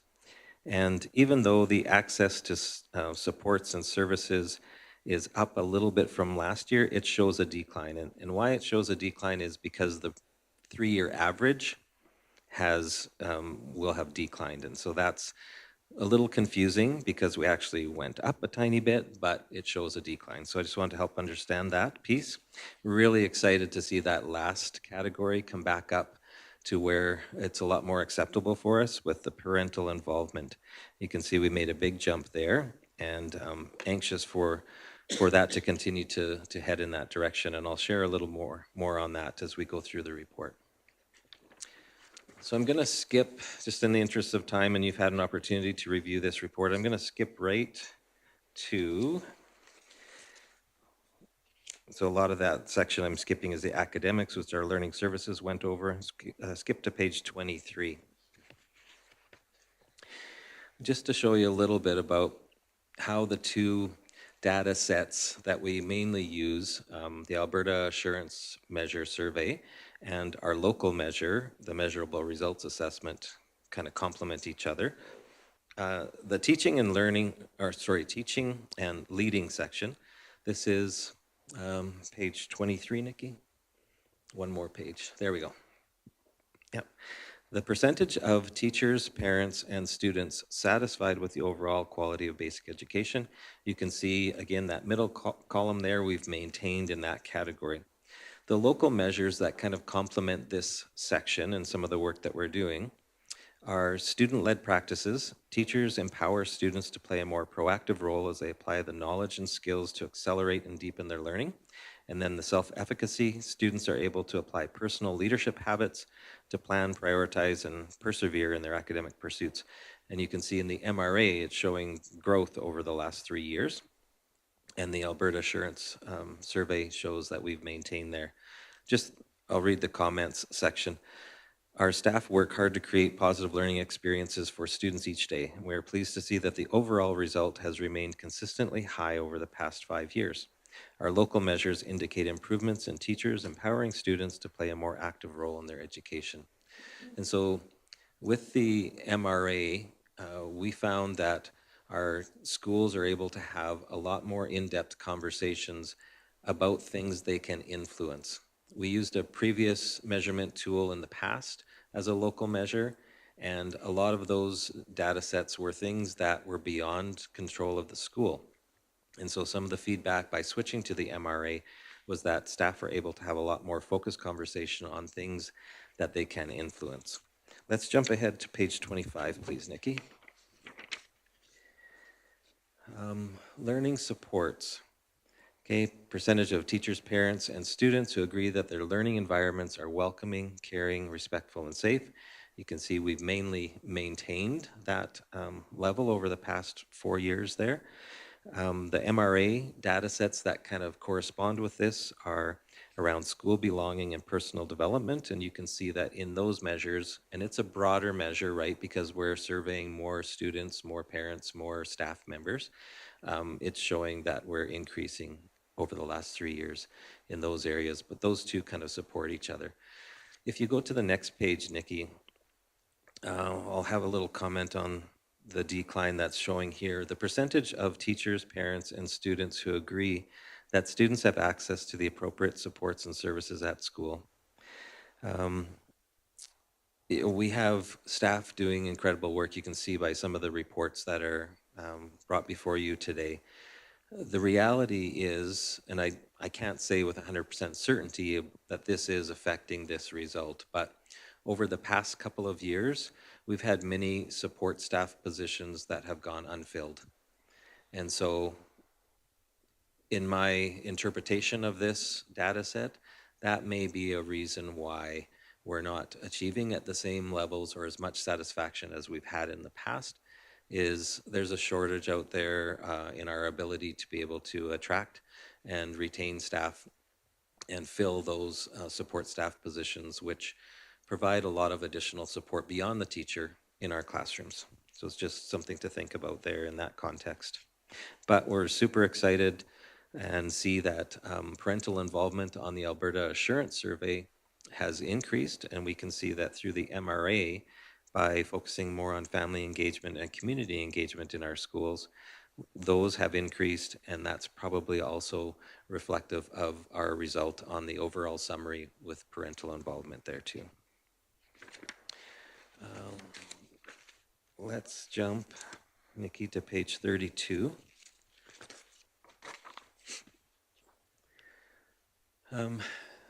The audit committee and Mr. Perry will talk to you a little bit more when they cover the audited financial statements, which is happening right after this. But basically, we continue to operate on a deficit budget.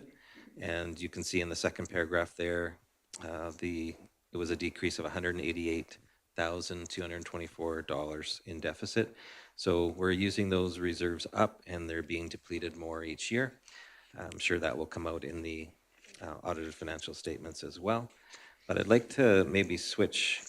I don't want to spend a lot of time covering the finances of the jurisdiction because that will be covered shortly. Let's go to page 38. Just for the public and for the trustees, obviously, with our capital plan and facilities projects, in April of this year, we received official word that the Nanton School project had been approved for construction funding. That has been a long time coming. As a board and division, we've advocated for that to happen probably for at least 10 years. And so we're working currently with GGA Architects in the design development stage, and it's very close to being done and will be out for tender very soon, probably after the new year. And so we're going to be working, as Mr. Perry mentioned a little bit earlier, on some decanting of students so that those projects can move forward as quickly as possible. But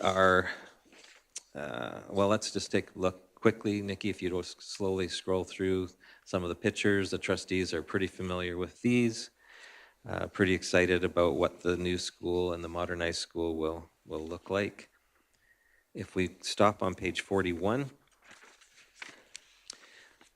just to highlight for everyone again that now that the Nanton projects are underway, our main priority as a board and school division for capital plans involve the community of Lundbrook next, and then the community of Pincher Creek after that. So with that, I will conclude the highlights from the report, and I'll turn it back to Chair Hodges. If there's any other questions, I'd be happy to try and answer them for you. Thank you, Mr. Seguin. Is there any questions?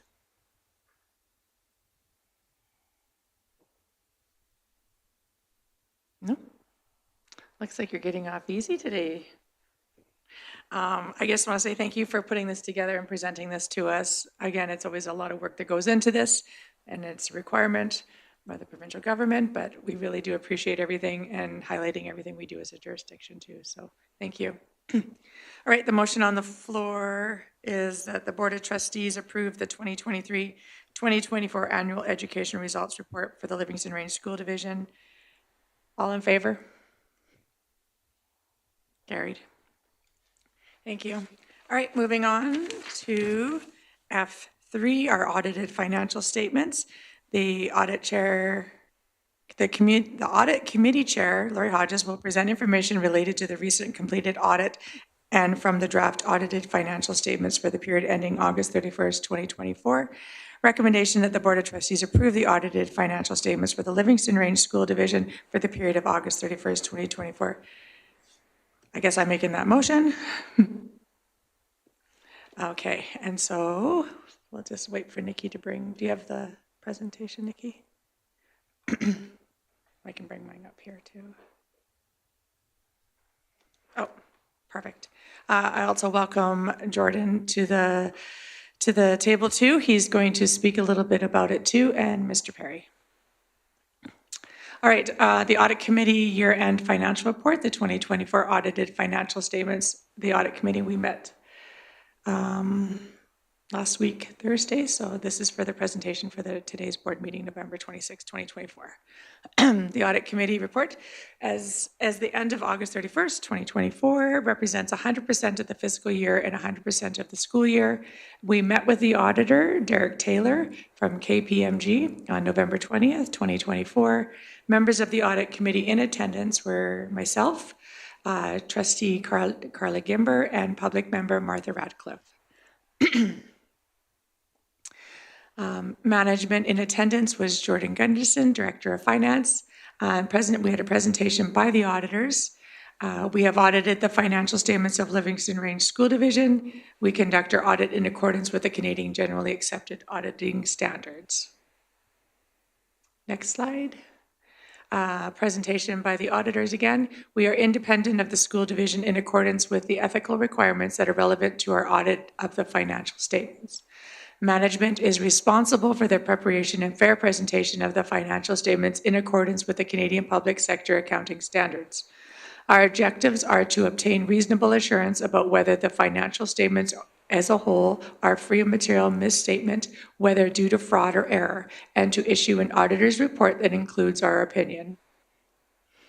In our opinion, the accompanying financial statements present fairly in all material respects the financial position of the school division as of August 31st, 2024, and its results of operations. It is a remeasure gains and losses and its cash flows for the year that ended in accordance with the Canadian Public Sector Accounting Standards. Auditors went through the financial statement and the financial statement notes with the committee. The audit committee spent time with the auditors freely, asking specific questions in relation to the financial information, findings, and their presentation. Management gave all full access to the books and records. Auditors were not limited in their ability to complete a full audit. Management Point continued to work on policies and procedures to reduce the risk of error or fraud in the management of SGF. This is our summary now of the financial statements, and this is where Jordan will now present to us. Thank you. Thank you. So Nikki, if you could go to the next slide. The first statement that we're going to take a look at is what's called our Statement of Financial Position. And so this is just a summary. The statement's a lot bigger, but these are sort of the key points to highlight. So our Statement of Financial Position gives us a snapshot of what the division looked like as at August 31st, 2024. And on that column on the right, we'll see comparative figures from 2023 for comparison. So you can see our financial assets increased by over $7.5 million. So this was cash, accounts receivable, investments that we had on hand. So the big thing that caused that increase there was the funding we received for the Peaks capital project. We received that funding and a lot of it hasn't been spent yet. So that was the main cause of the increase. There were a few other things like the sale of our old central office building that happened in the summer that led to us having some cash on hand at the end of the year. The second line is our liabilities or our obligations. So you can see there's a similar large jump on this line. And again, this ties into things like the funding we received for Peaks Capital, where we received money, but it's restricted and we have an obligation to spend it on a specific purpose. So it increases our liability. Our net financial assets are just the difference between those two numbers. So you can see at the end of August, we had a negative balance in our net financial assets. And that just means that if for some reason, as of August 31st, all of those obligations became due all at once, we wouldn't quite have enough current assets to cover those costs. It's not a real concern, but that's what the number represents. We have other assets which are considered non-financial. The biggest one there is our capital assets. So we can see that the value on our books of our capital assets decreased from the previous year. And that just means that we wrote off more of our assets over time than the new capital assets that we purchased or acquired. Our deferred capital contributions, which is money that we received historically and spent on capital projects, so again, that's revenue we recognize over time, went down as we amortize those assets. And then that bottom line there represents our net assets. So after all of our obligations are met, what is left? And we had $9.4 million in net assets. So the difference between the 2023 net assets number there and the 2024 number is about $188,000. Nikki, can you go to the next slide there? So yeah, that represents a decrease of $188,224 from the prior year. So this is lower than what we had budgeted. We had budgeted about almost $455,000 of a deficit, but it's in line with the deficit we had planned.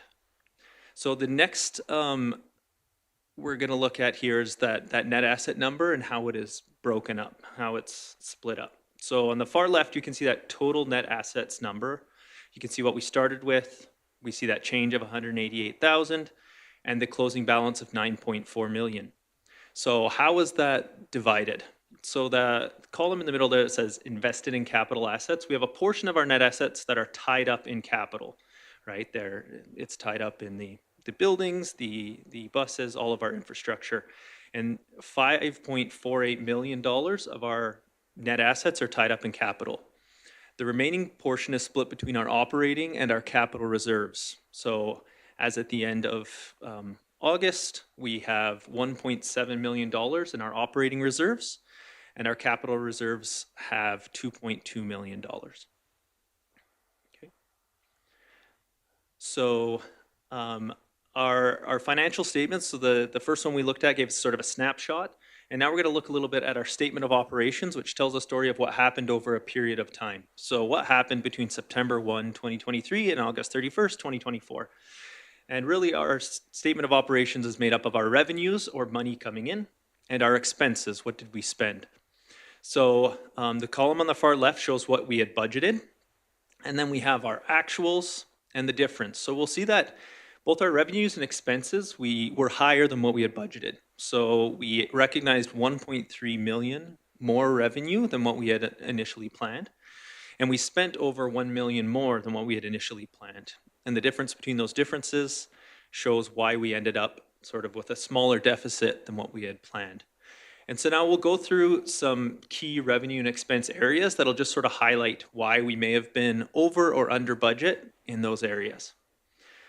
So Because the government of Alberta, specifically Alberta Education, is our largest funder, we sort of want to give them their own slide. And it's actually interesting because we saw our overall revenue increase, but the revenue we recognized from Alberta Education was actually lower than what we had planned. So it doesn't mean we received less money, it's the money that we recognized, okay, on our financial statements. So there were a few areas where we recognized more revenue than what we had planned. So some of those include funding that we received for our students that attend on a First Nation reserve. Our amortization of deferred capital was higher than what we thought, so we had more capital assets that were covered by government funding. We had our preschool subsidy program, which gave us additional revenue we hadn't budgeted for. And then we had some extra grants that we didn't budget for because we weren't sure if we were going to get them at the time of preparing the budget. Those include new curriculum, learning disruption, and our low incident support services grant. Now, the big areas that caused us to recognize less revenue from Alberta Education the main one was our deferred transportation revenue. So as of 2024, this year, our transportation revenue is now considered restricted. So what that means is we're not allowed to show a surplus on our financial statements in transportation.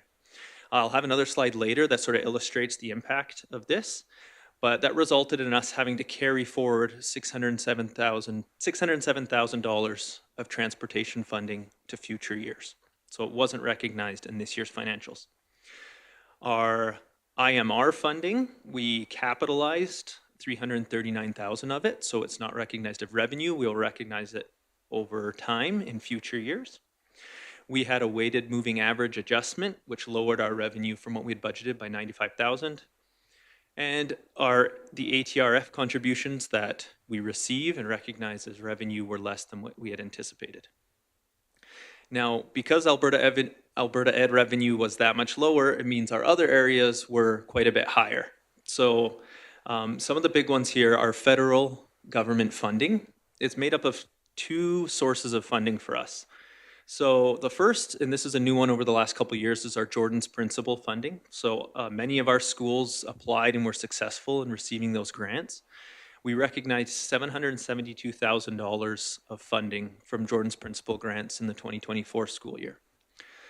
Our other area of federal government funding is for students that attend our schools but live on federal reserves. And so the number of students that attended our schools was actually lower than what we had budgeted. So we recognized $250,000 less in revenue for those students than what we had anticipated. Investment income was $227,000 more than what we had budgeted. This is due to interest rates remaining high throughout the entire year, as well as us, as you noticed from our statement of financial position, we had a larger cash balance. So when we have more money available, we can earn interest on that money. And those things together led to us having extra investment income. We had other revenue sources that were unusual or new. So a big one there is the gain on sale of our old central office building. That was revenue we had not budgeted for. We had third-party service agreements, so between bus transportation, some service agreements we have with the town of Fort Macleod, and some other ones at Peaks. We had contract agreements and service agreements that totaled almost $130,000. And then our Breakfast Club of Canada grant was an additional $48,000 that we had not budgeted for. For sales and services, our international program, we ended up having $309,000 more in revenue than what we had budgeted, so quite a bit higher attendance rate from international students than what we had anticipated, which really helped support our budget. And at the school level, our cafeteria sales were much higher this year. And then for our SGF area, so this is activity that happens at the schools, we had fees, donations, and fundraising that were all higher than what was budgeted. So about $150,000 of extra fees that came in. And something to note with these SGF dollars, there's always a tying expense related to it. So even though it shows we had another $150,000 in fees, that means there was another $150,000 in spending to recognize those fees. So fees, donations, and fundraising were all higher than what was budgeted. So those are things that happen at the school level. And now for our spending. So our spending was also over what we had planned, and these are sort of the key areas why. So the first thing is our salaries and benefits. So overall salaries and benefits were about 670,000 more than what we had budgeted. So the big things there, we'll talk about certificated or teachers first. So we overspent what we had planned by about 385,000.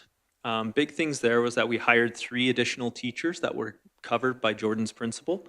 So that revenue we recognized earlier, it was used to cover these teaching positions. And then there was also an additional 1.6 FTE of certificated salaries that were allocated throughout the year at management's discretion where needed to facilitate the needs of our students. For support salaries and benefits, we were about 284,000 over. So the big thing here was Jordan's principal, where we hired 13 support staff with that money. It worked out to be about 10 FTE just because of timing of when they were hired, but they were paid with Jordan's principal dollars. So other operating expenses were where we were over. So supplies and materials, we were about 290,000 over. The majority of this was covered by that extra grant funding, things like the LIST grant, curriculum innovation. Those types of grants have a significant portion of them tied to materials. Breakfast Club of Canada is another one. Amortization was $216,000 more than what we had budgeted. Now, 124,000 of that is covered by capital revenue, so it had no net effect on our bottom line. But there was an extra $75,000 of asset retirement obligation amortization. You guys might not have heard that word or that term since last year when we looked at these financials, but that's something we have to monitor each year, and it's tough to evaluate. And so there was some extra costs associated with that. Software costs were $96,000 more than what we had budgeted. Building repairs, $60,000. Legal insurance were slightly over.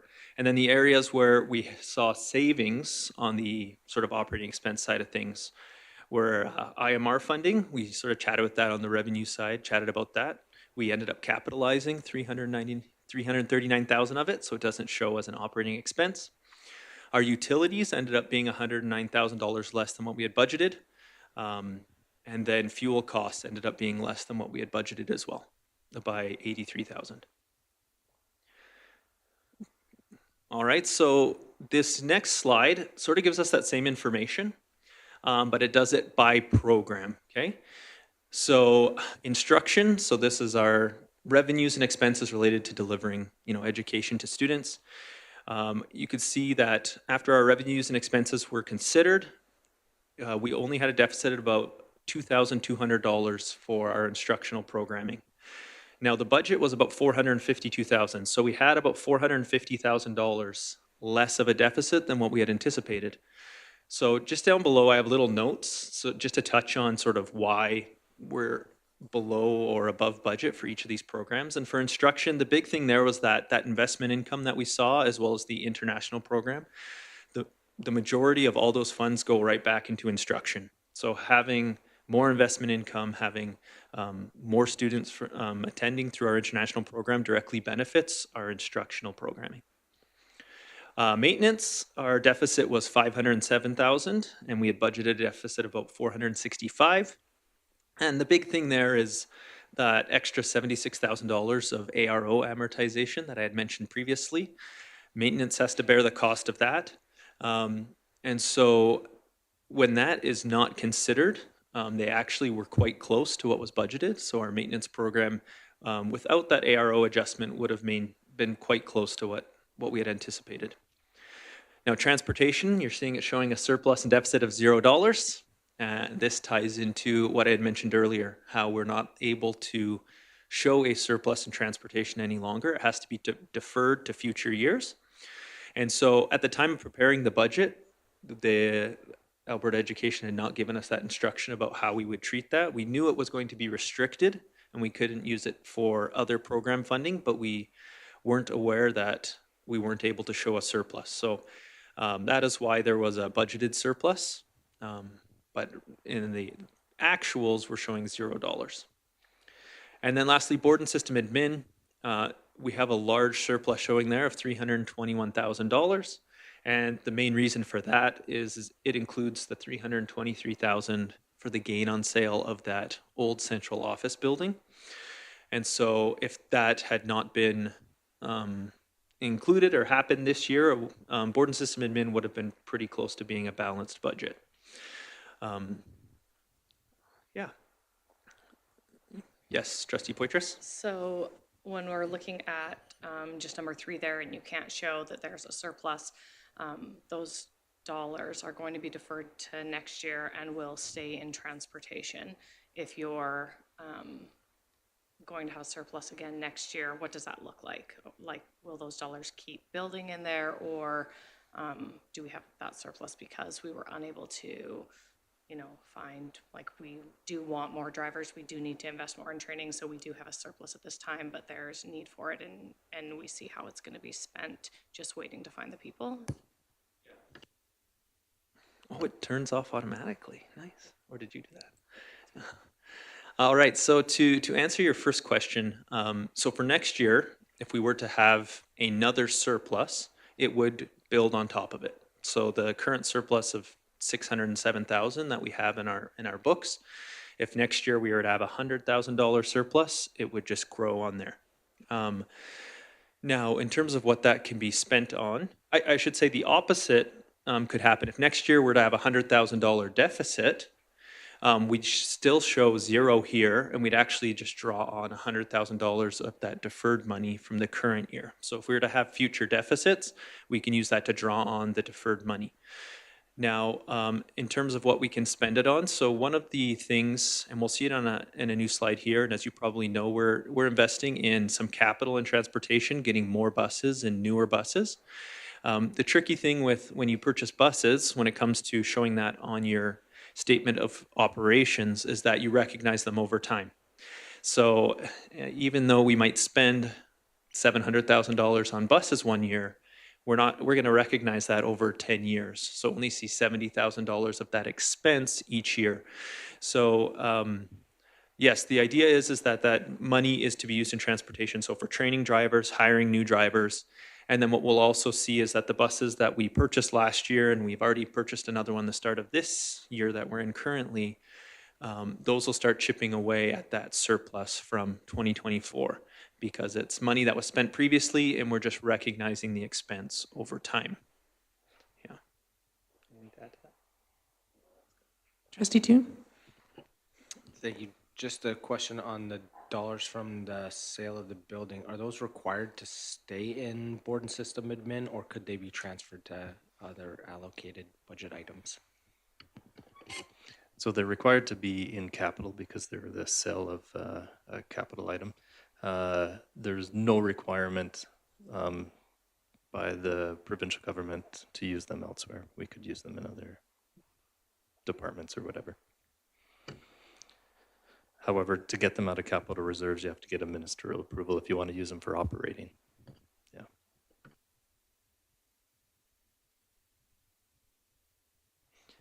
All right. Can you go to the next slide, please, Nikki? All right. So just on that topic of capital investments, I talked a little bit about the buses already, but this is just a summary of what was spent on capital during the fiscal year. So building upgrades were a total of about $1.73 million.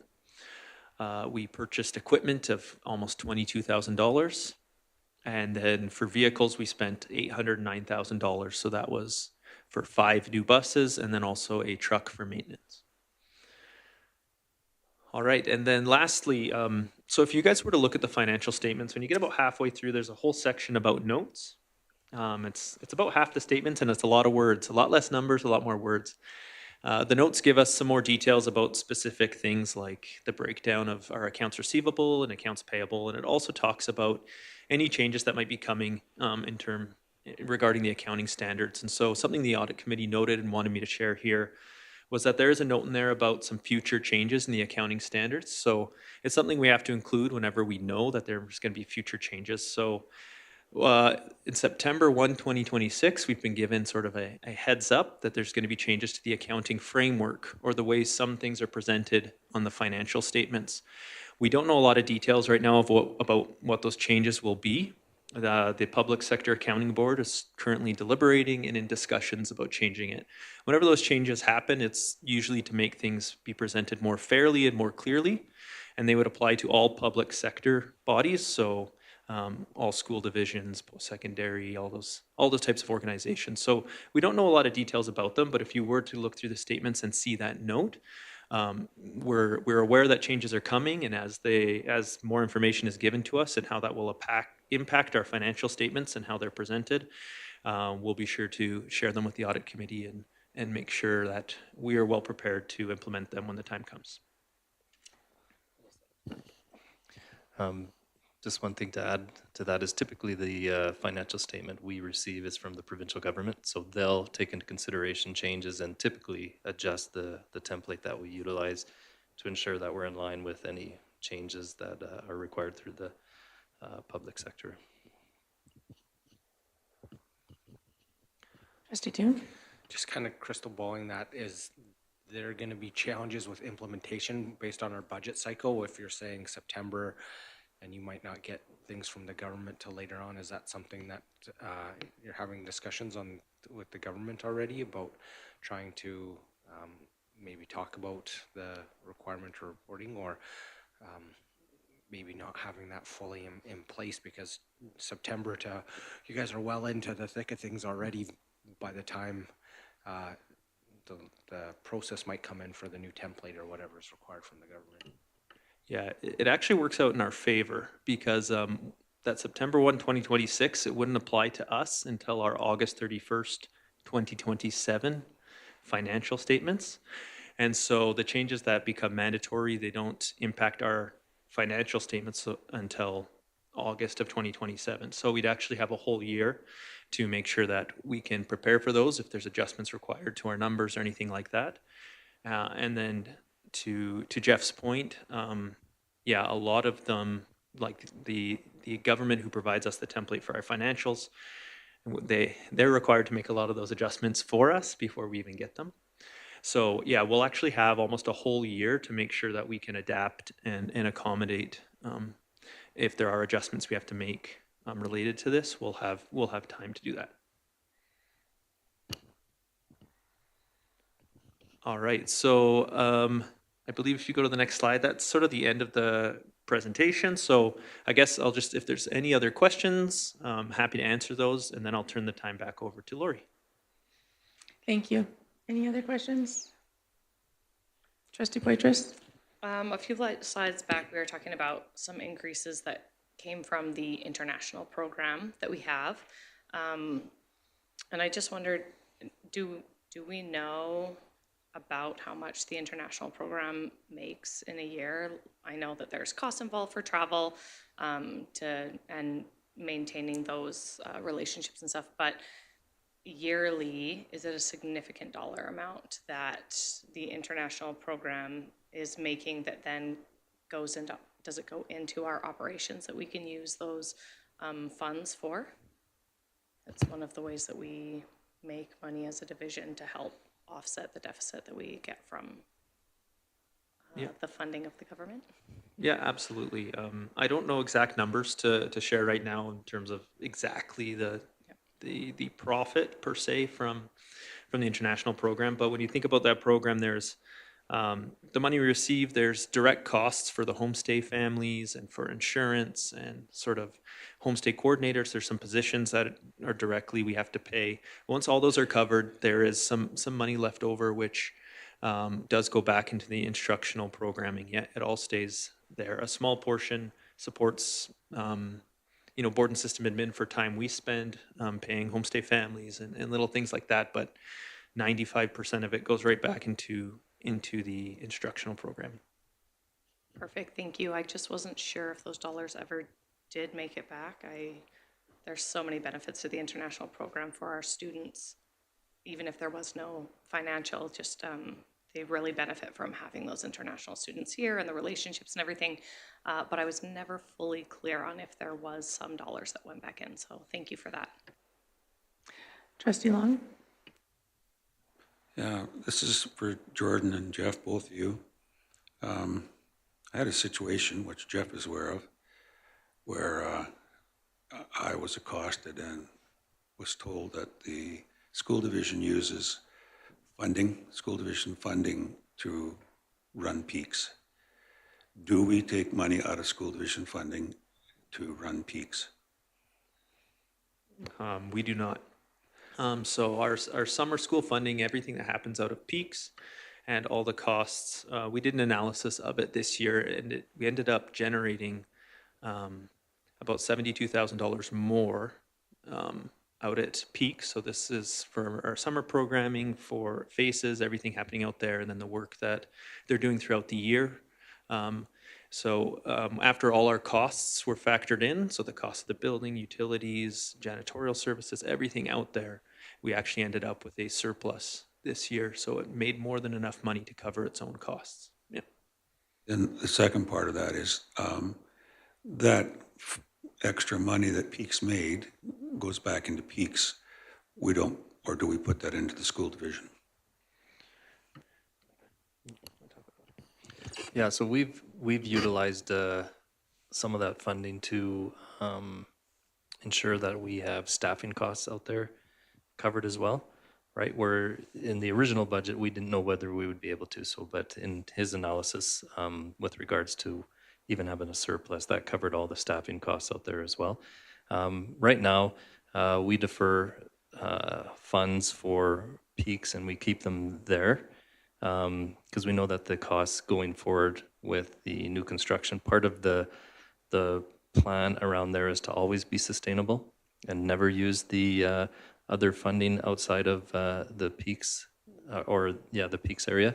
And so maintaining them there ensures that we can do that going forward and never be in a position where we have to take money from base funding. So we defer it and keep it out there. Thank you. Any other questions? All right, thank you very much, Jordan. Thank you, Mr. Berry, for presenting to us today around our budget. So the recommendation on the floor is that the Board of Trustees approve the audited financial statements for Livingstone Range School Division for the period ended August 31st, 2024. All in favor? Carried. All right, thank you. Moving on to F4, our Board and CEO evaluations. Oh, Or you can, yeah, there you go. I was just going to thank Jordan as well. Jordan did a Yeah. tremendous job with the financial statements. I helped very little, so all the credit goes to Jordan. He even took on the audit committee on his own. So anyway, thanks, Jordan. Mr. Long. And I'll add to that, Jordan, it's so nice to have all that information beforehand, especially for someone as ignorant as myself. It gives me time to study it all. I appreciated that. Yes, thank you, Jordan. Yes, thank you for tackling the audit committee all by yourself without Mr. Perry there. All right, board and CEO evaluation. Since passing our board motion 20-121 around board and superintendent evaluations, it's important to secure a facilitator to conduct the evaluations. It is the recommendation that the Board of Trustees direct the chair to contact Chris Meaton to secure dates for evaluation. Can I get someone to make that? Trustee Charchin? Would you like to speak to it, Trustee Charchin? Sure, just very briefly, I would support contacting Chris Meaton. We had him last year to do a large evaluation for both the board and the superintendent. I feel like we are working on recommendations that were made at that time, and I believe that the continuity of the same assessor, is that what you would call him, would... What's that? Facilitator, that's the word. Thank you. Would benefit in us continuing to move our work forward. Thank you. The floor is now open for any questions or comments. Trustee Toon?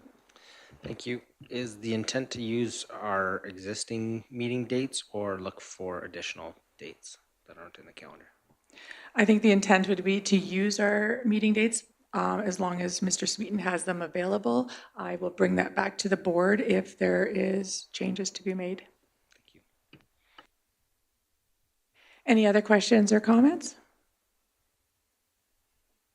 All right, perfect, thank you. It is the recommendation on the floor that the Board of Trustees direct the board chair to contact Chris Smeaton to secure a date for evaluations. All in favor? Carried. All right, moving on to F5, Board Policy 24. As the newly developed Board Policy 24, personal mobile devices and social media in schools passed the first reading August 2nd, 2024, the Board of Trustees will discuss approval for the second and third readings. It is the recommendation, number 1, that the Board of Trustees approve the second reading of Board Policy 24, personal mobile devices and social media in schools, as presented or amended. Can I get someone to make that first recommendation motion? Trustee Poitras? Okay. Trustee Poitras, did you want to speak to it? Yeah, I think that when we first developed this, we were able to get together and discuss it and take it out to all of our school boards, our school councils, I'm really sorry.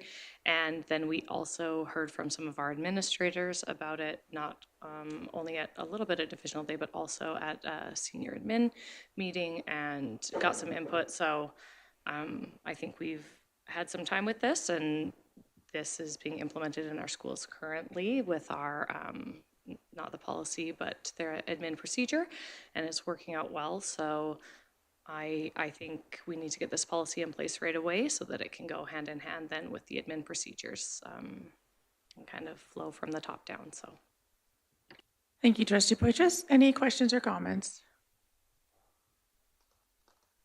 Trustee Toon? Yeah, I appreciate the opportunity to discuss this important policy. I know that we've received some feedback on this, as Trustee Poitras said, and taking this out to school councils. There's been some discussion on it. One of the things that I'd like to see going forward is this to continue on the way it is and not really make any amendments. It's a challenge when I think we're just getting into the school year and a few things,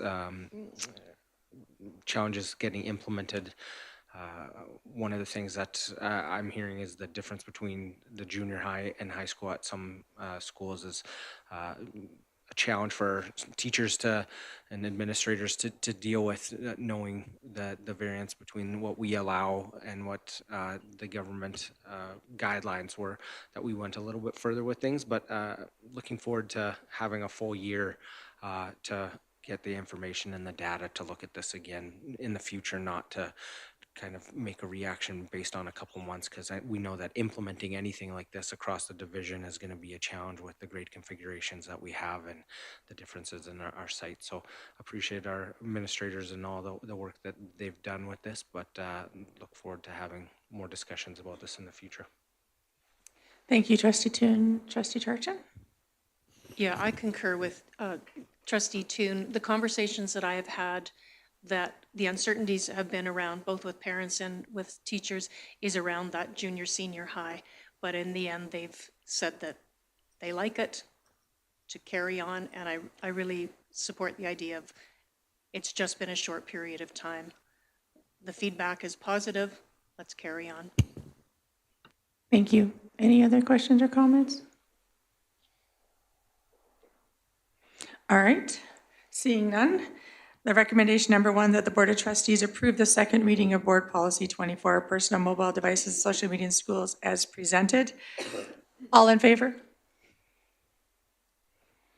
All right, moving on to recommendation number 2, that the Board of Trustees approve the third and final reading of Board Policy 24, personal mobile devices and social media in schools, as presented or amended. Can I get someone to make that motion? Trustee Toon? Did you want to speak to it, Trustee Toon? All right, any further discussion around it? All right, seeing none, that the Board of Trustees approve the third and final reading of Board Policy 24, personal mobile devices and social media in schools, as presented. All in favor? Carried. We'll just finish up F6 and F7, and then we will do a break for lunch. So we have F6 is pulled from the consent agenda around personal PD dollars.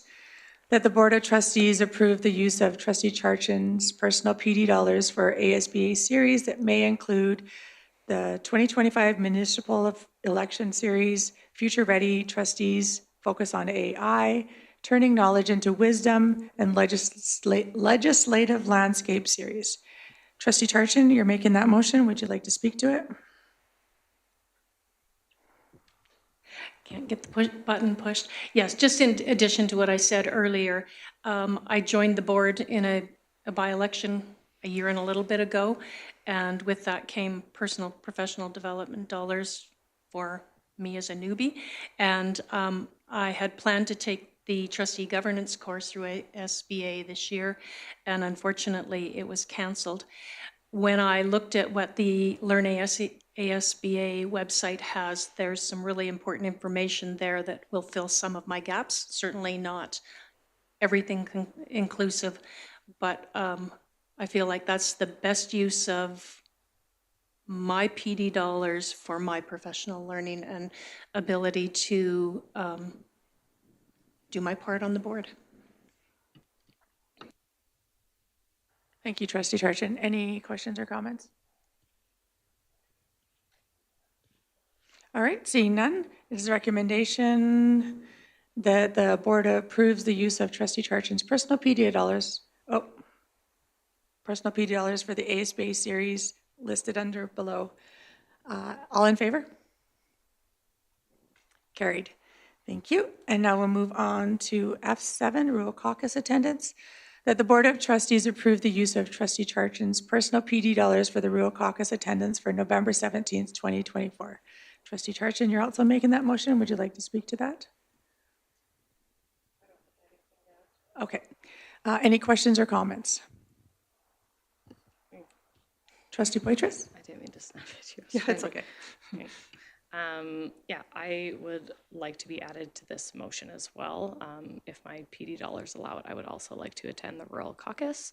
I haven't fully looked at them and know if it works out for me yet, but I would also like to be considered to go to the Rural Caucus. Oh, that was for I thought you were asking for the Rural Caucus in March, and I was like, if she's jumping on it now, I'll do it too. Okay, retroactively. Okay. So Trustee Poitras, were you wanting to still be added to that? Well, I did not attend that meeting, so okay. It would So be no. weird if I put in for it, so no. Okay, thank you. Any other questions or comment? Yep, Trustee Gimber.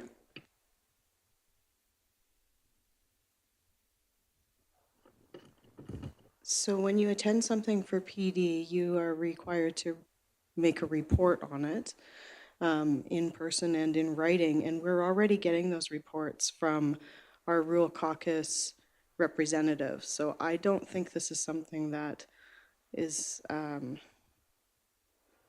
don't know, like it just doesn't seem to fit in PD in my world.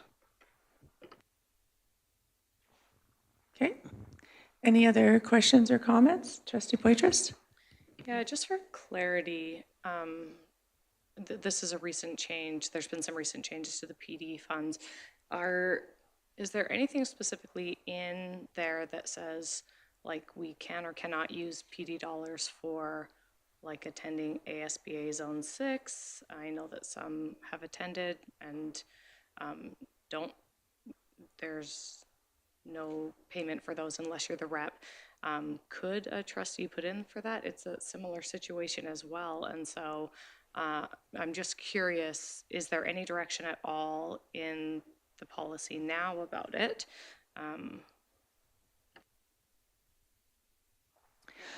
Trustee Gimber, did you want to answer that since you're the chair of the policy?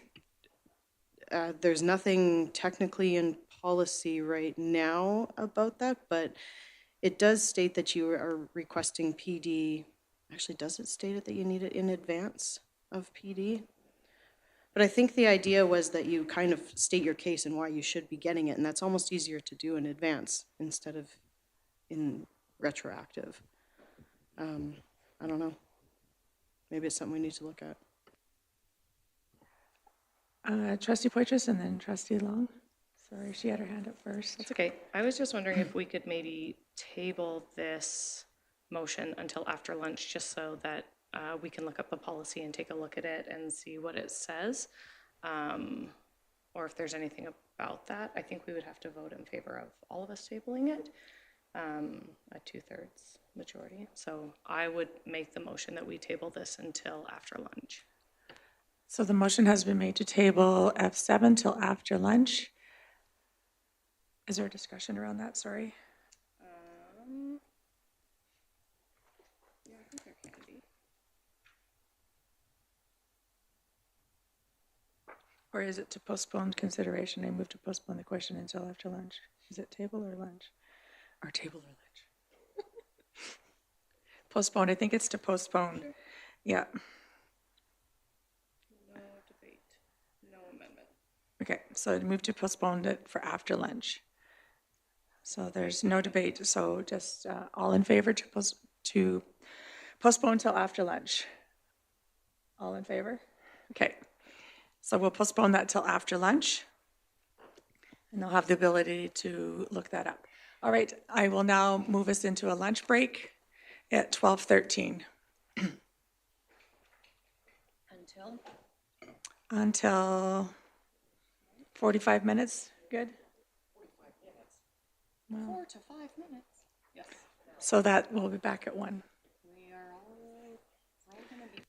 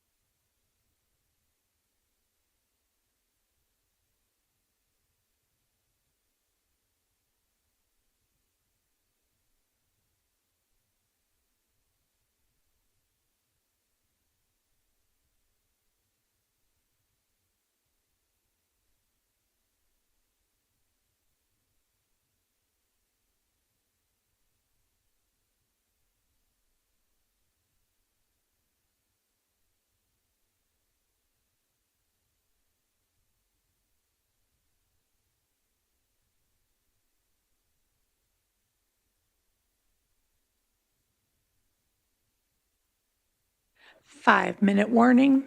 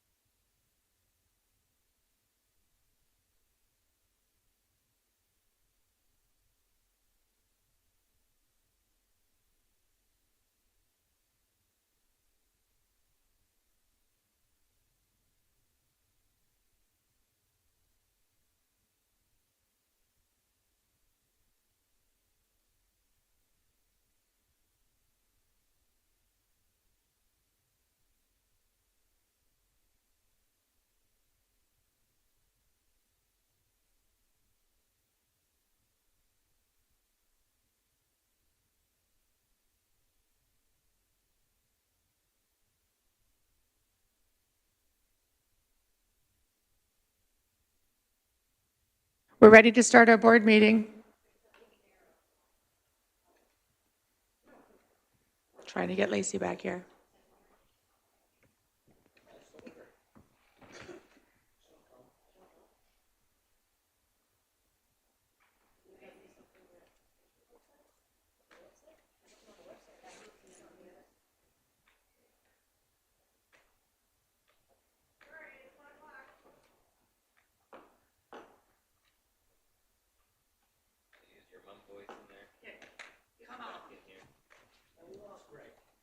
What?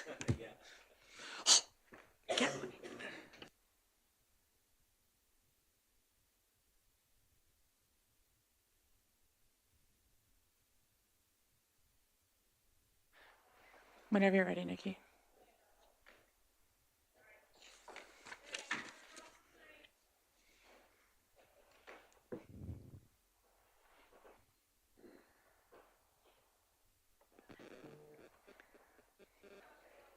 All right, I'm going to call us back to order at 1:01, and we're picking up off the table the motion around P7, or F7, sorry, I don't know why I said P, because it was professional learning. It has to do with that the Board of Trustees approve the use of Trustee Charchin's personal PD dollars for the Rural Caucus attendance on November 17th, 2024. So the motion is on the floor, and so we'll open it back up for discussion. Trustee Long. Did someone look at the policy? I did open up the policy, and the only thing I could find under there was under remuneration, and it states Rural Caucus general meetings for the representative or delegate or by board motion. There's nothing else under there, nothing else under personal PD, just that it has to be approved. Trustee Agus? If you look on page 9 of Board Policy 8, 7.6, it says, in order to access PD funds, the individual will request approval at a public board meeting to ensure the funds are being spent in line with the relevant trustee PD activities, board goals, and priorities. So that whatever we approve as a board will go through. Thank you. I missed that one. So any other, Trustee Charchin?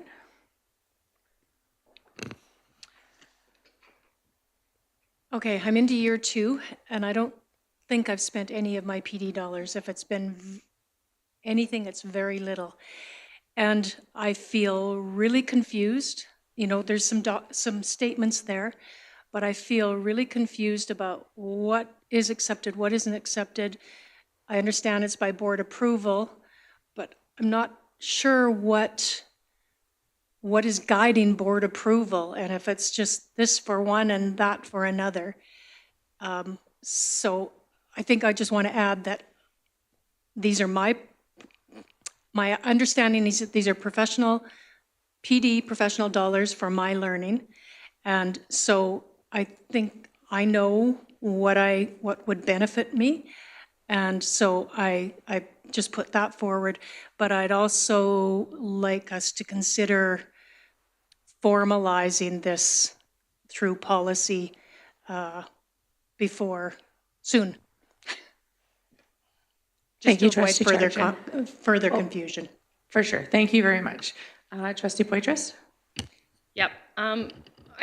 I will say that my question earlier was not as much based on the specific motion, but around what you're speaking about now, Trustee Charchin, is I think the policy committee could look at this on behalf of the board, then bring it back to get better understanding of what that actually means when it says approved by the board, to make sure that it's being used appropriately. So for me, though, I do really appreciate that as a trustee, you're trying to get as much information as you can, and those spots that you are feeling like you lack education, knowledge, that you are seeking PD in those areas. So for that reason, I would vote in favor of this motion.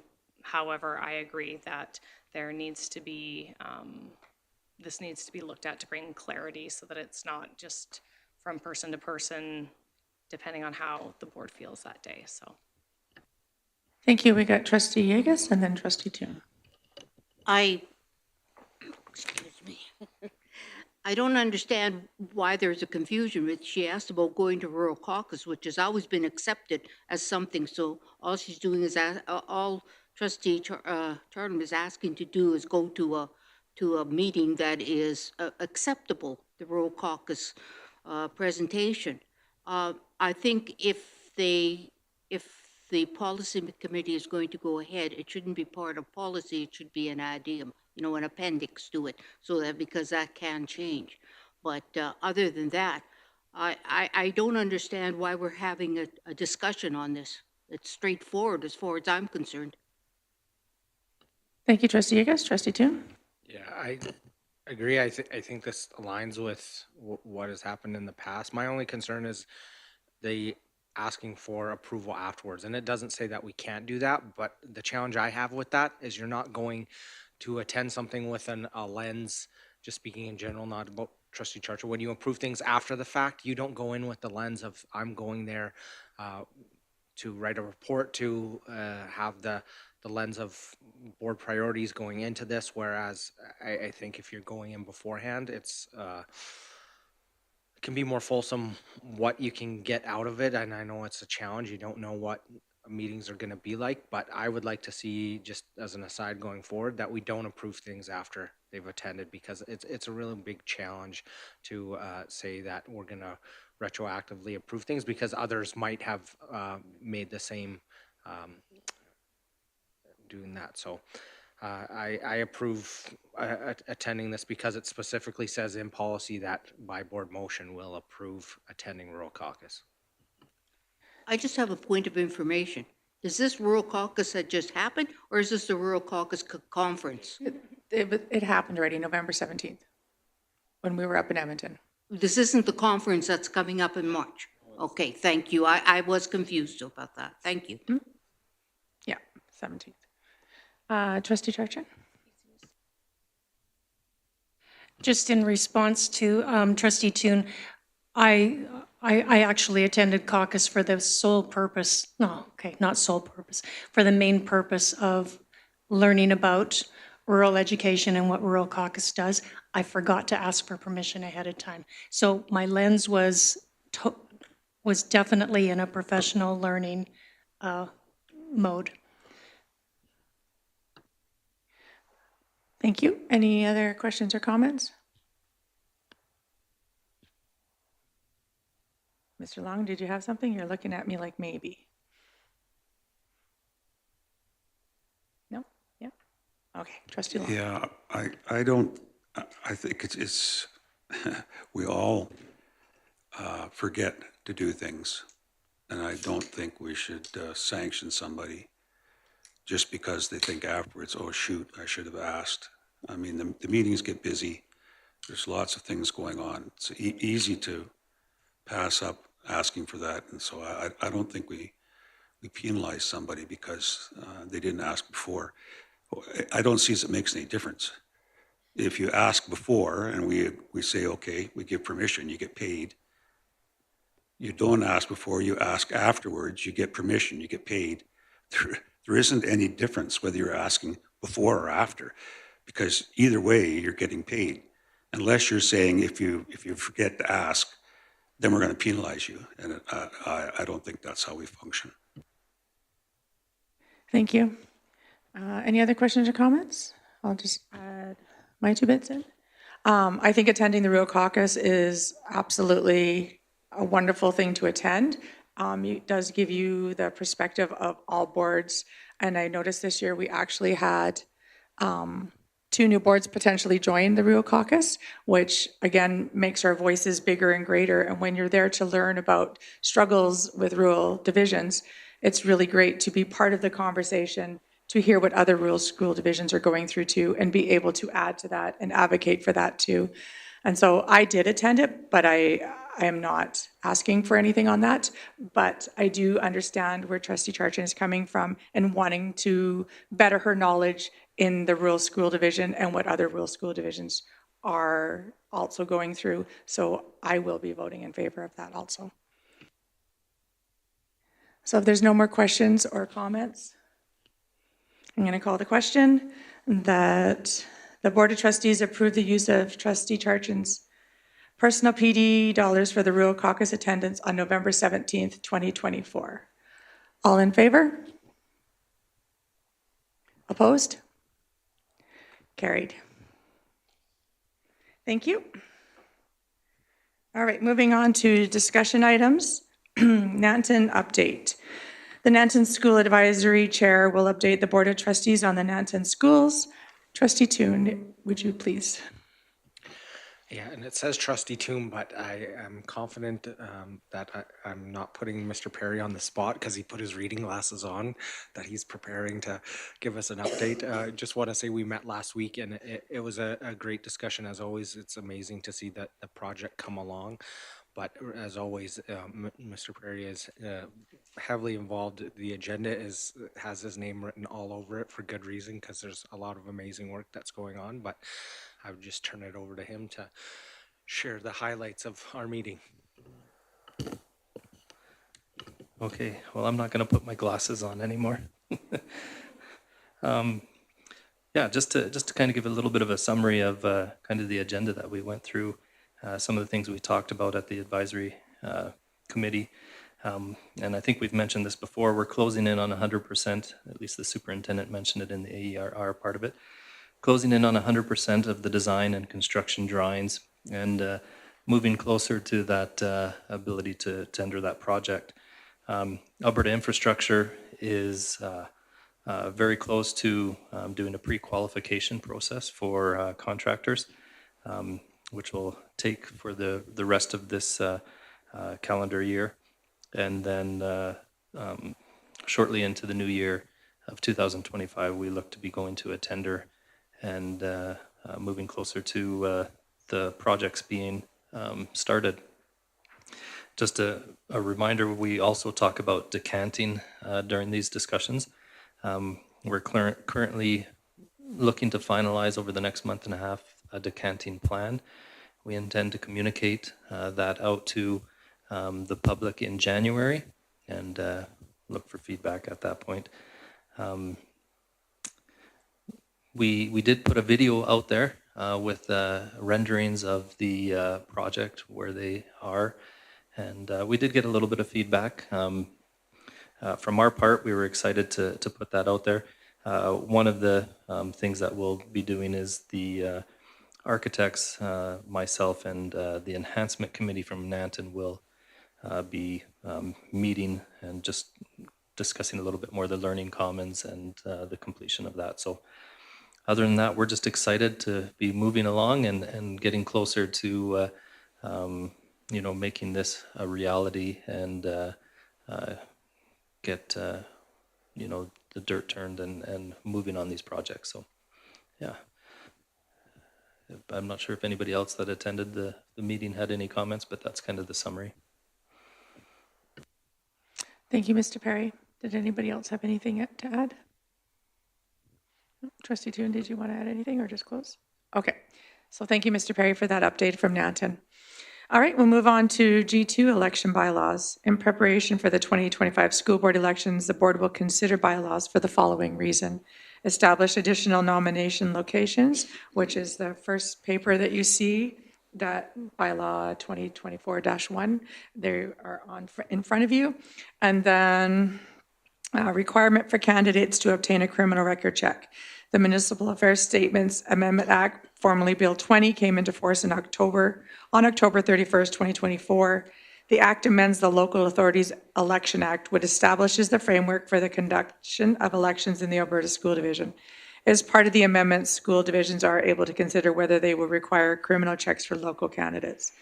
So I think we'll just have the discussion around point number 1 first, the establish additional nominations locations. Mr. Perry has kindly offered to speak to these, and so I'm just going to turn it over to Mr. Perry. Okay. The first bylaw that's coming before you is not anything new to the board.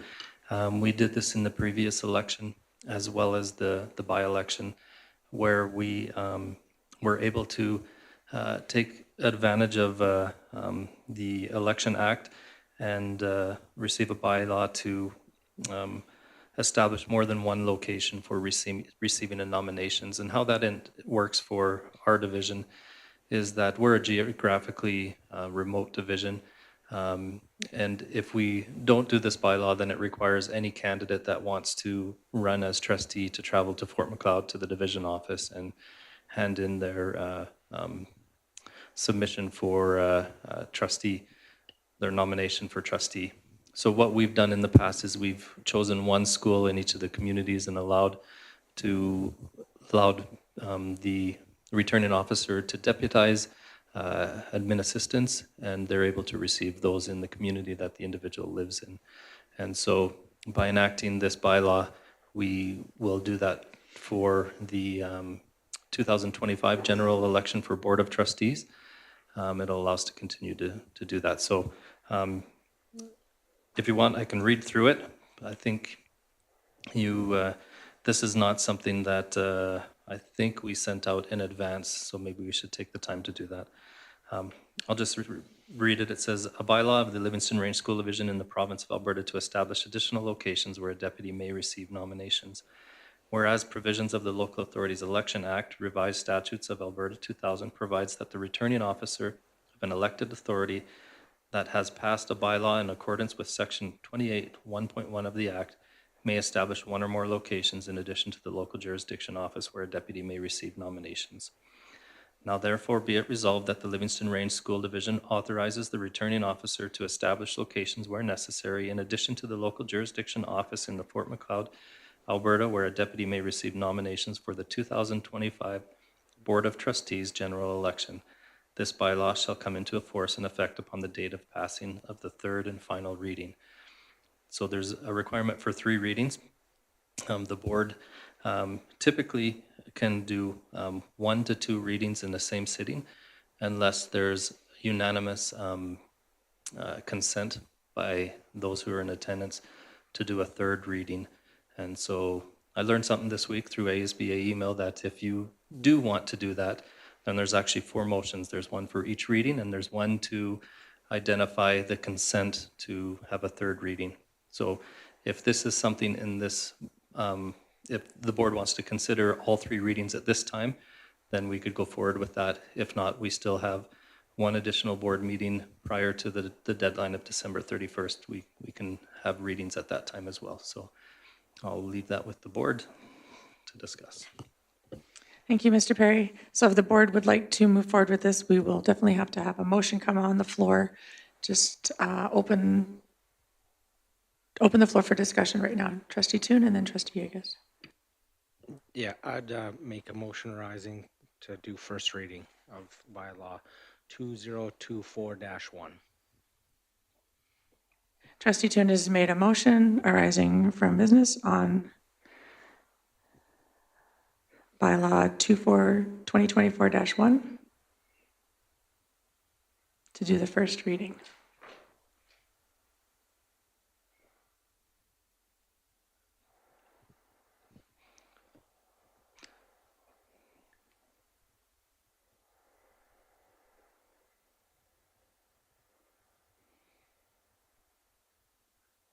Okay, there's a motion on the floor. Trustee Toon, did you want to speak to it some more?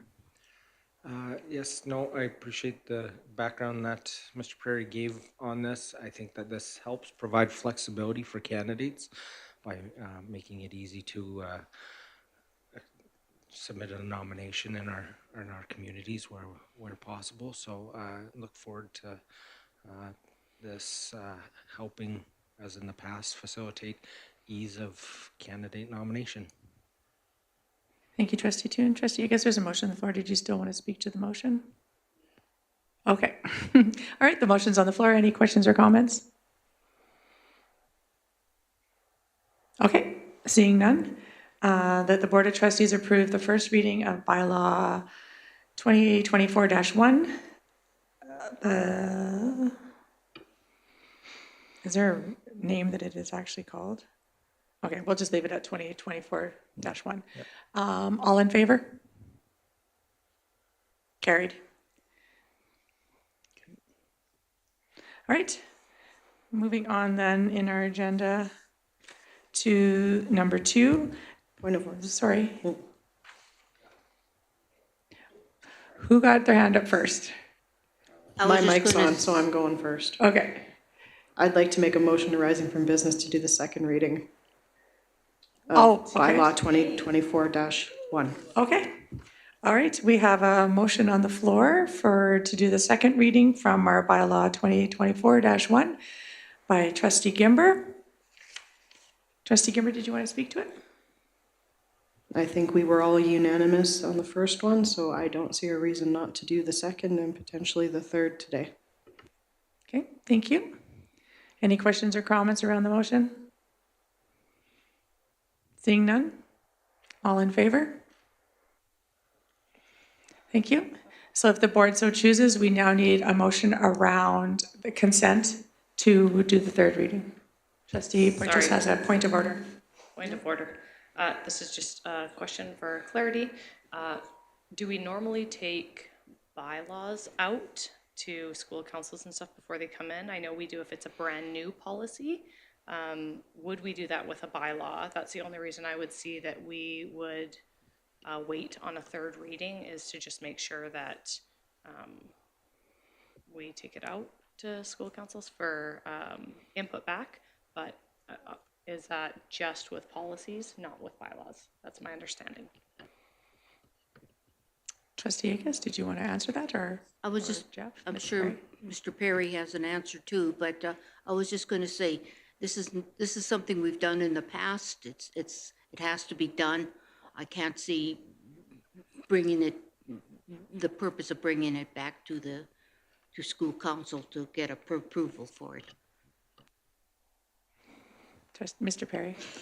Yeah, I think every proposed bylaw is taken into consideration, just what you've asked.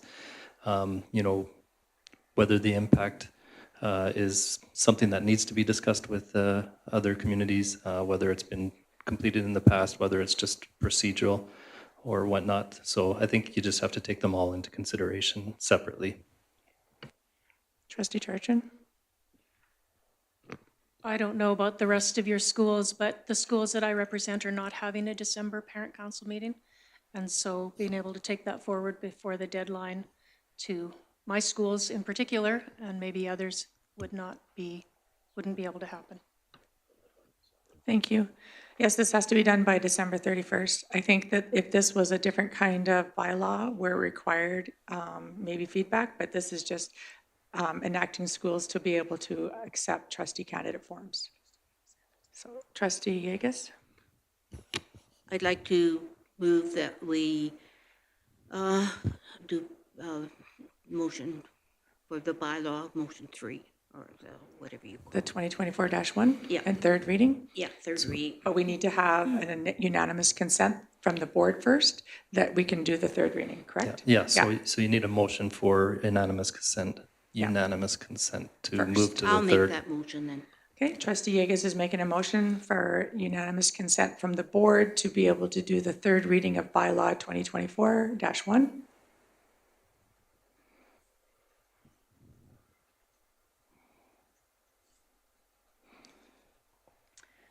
Any other questions or comments around that? The only comment I would say, sorry to jump in, but in order to do that, everybody needs a paper copy of what that bylaw is as well, and that's why I've provided each of you one of those at the beginning of the meeting in the event that you wanted to do that.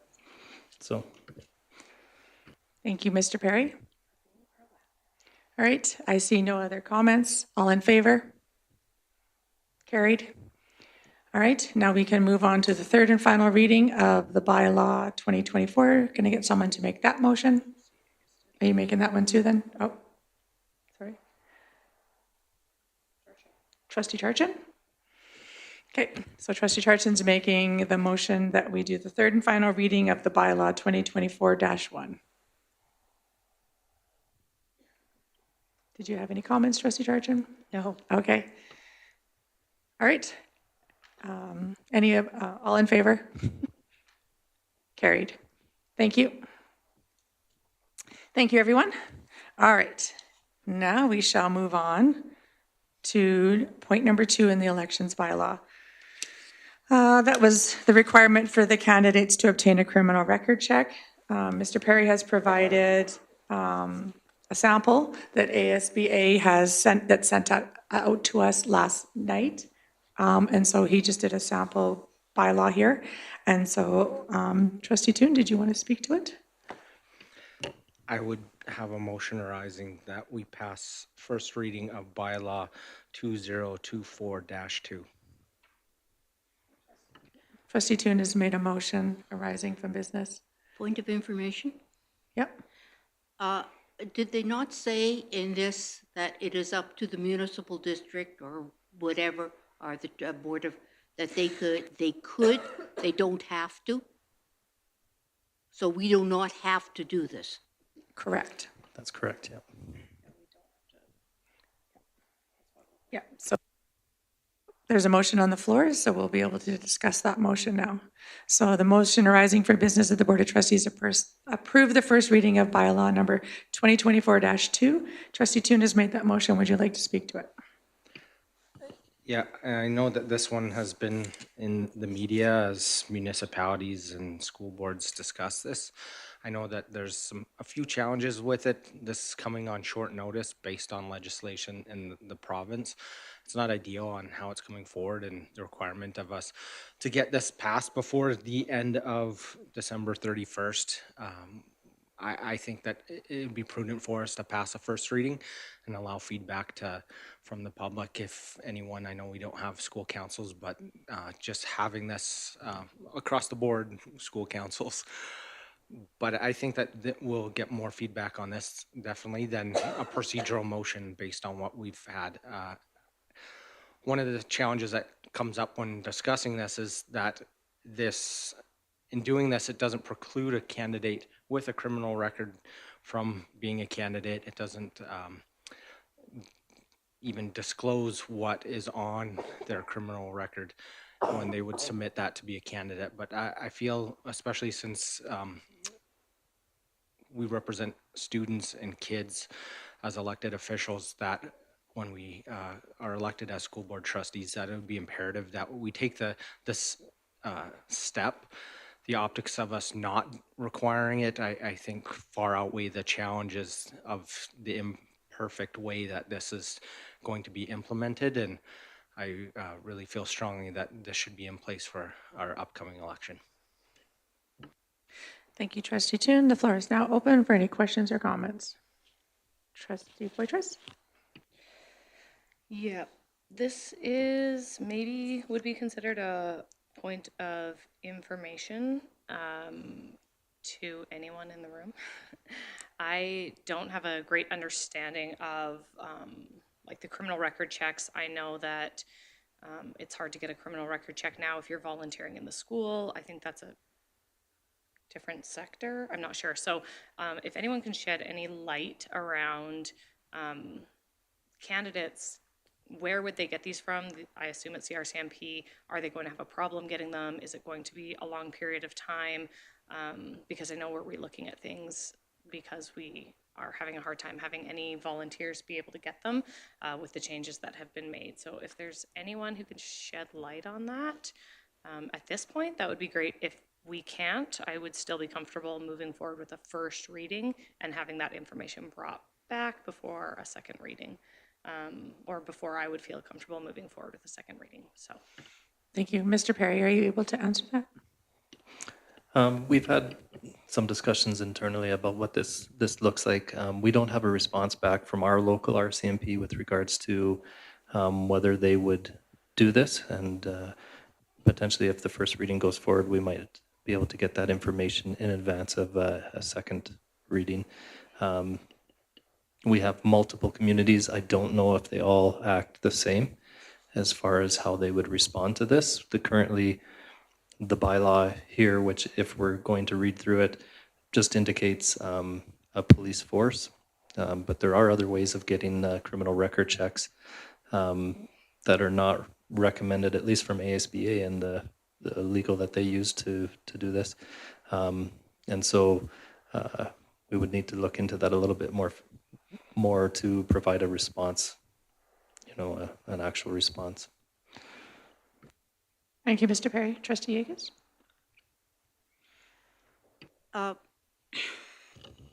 If we don't have this kind of information in terms of whether the RCMP are going to do it, are they going to do it by community, or are they going to do it, like how? And Mr. Perry mentioned that there are other ways. Well, I don't know of other ways, but, it does take time to do a lot of this. So we sometimes have had problems in the past getting are getting people to run as trustees. I don't think we should be putting up any more barriers that we have to. How is a record check going to help make that decision? They don't have to have that for MPs or MLAs. So what, why are we as a local politician going to have it? Trustees do not really work with children. We might go as a group into a school or something like that, but we don't work individually with children. So I just think this is another barrier in terms of running for, and a issue, a problem for running for trustee. Thank you. Trustee Poitras? Yeah, I really appreciate what Trustee Toon said. We are school board trustees.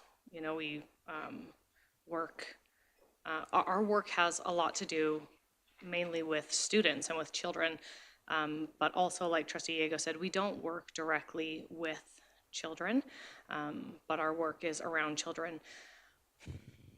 It would be really unfortunate to not have a potential candidate be able to put their name forward because, they didn't realize, or there was a life situation that changed and they're like, you know what? This is tomorrow. I thought I couldn't run. I was going to wait another term, but now I can do it.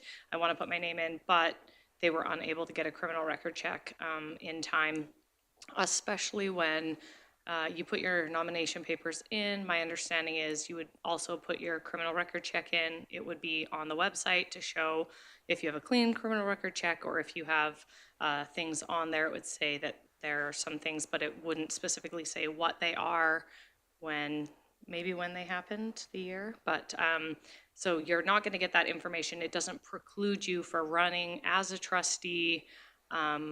It's just then part of the public information so that they can do what they want with it as far as voting. So you might have had a DUI, or you might have had something crazy, and it doesn't show that on there. And so I don't necessarily know. I don't think it protects kids that would maybe need the protection from a board member, or helps make that decision in any way. I think that it might have people not be able to run because they couldn't get one in time or couldn't get one at all. And then, it's something that they could be questioned about publicly, which is fair, but it could be long in their past and they don't want to publicly bring it up again. So while I understand Trustee Toon's sentiment, I'm not necessarily sure that there's huge benefits or any benefits to having this be a requirement. Thank you, Trustee Poitras. We have Trustee Charchin and then Trustee Long. Thank you. If you'll indulge me for a minute, as a previous educator, I thought, of course, we have to have a criminal record check because we are working with children. As you guys know, my husband is a teacher. He has won Excellence, the Provincial Excellence in Teaching Award. He started an outreach in Claire's home. He still receives Father's Day cards from his past students. He's made a huge impact on students in his career. When he was 18 years old, him and his brother lived with their family and bordered a golf course. Him and his brother jumped on the hole outside the golf course, outside their house. They were taken in, threatened to be charged with trespassing.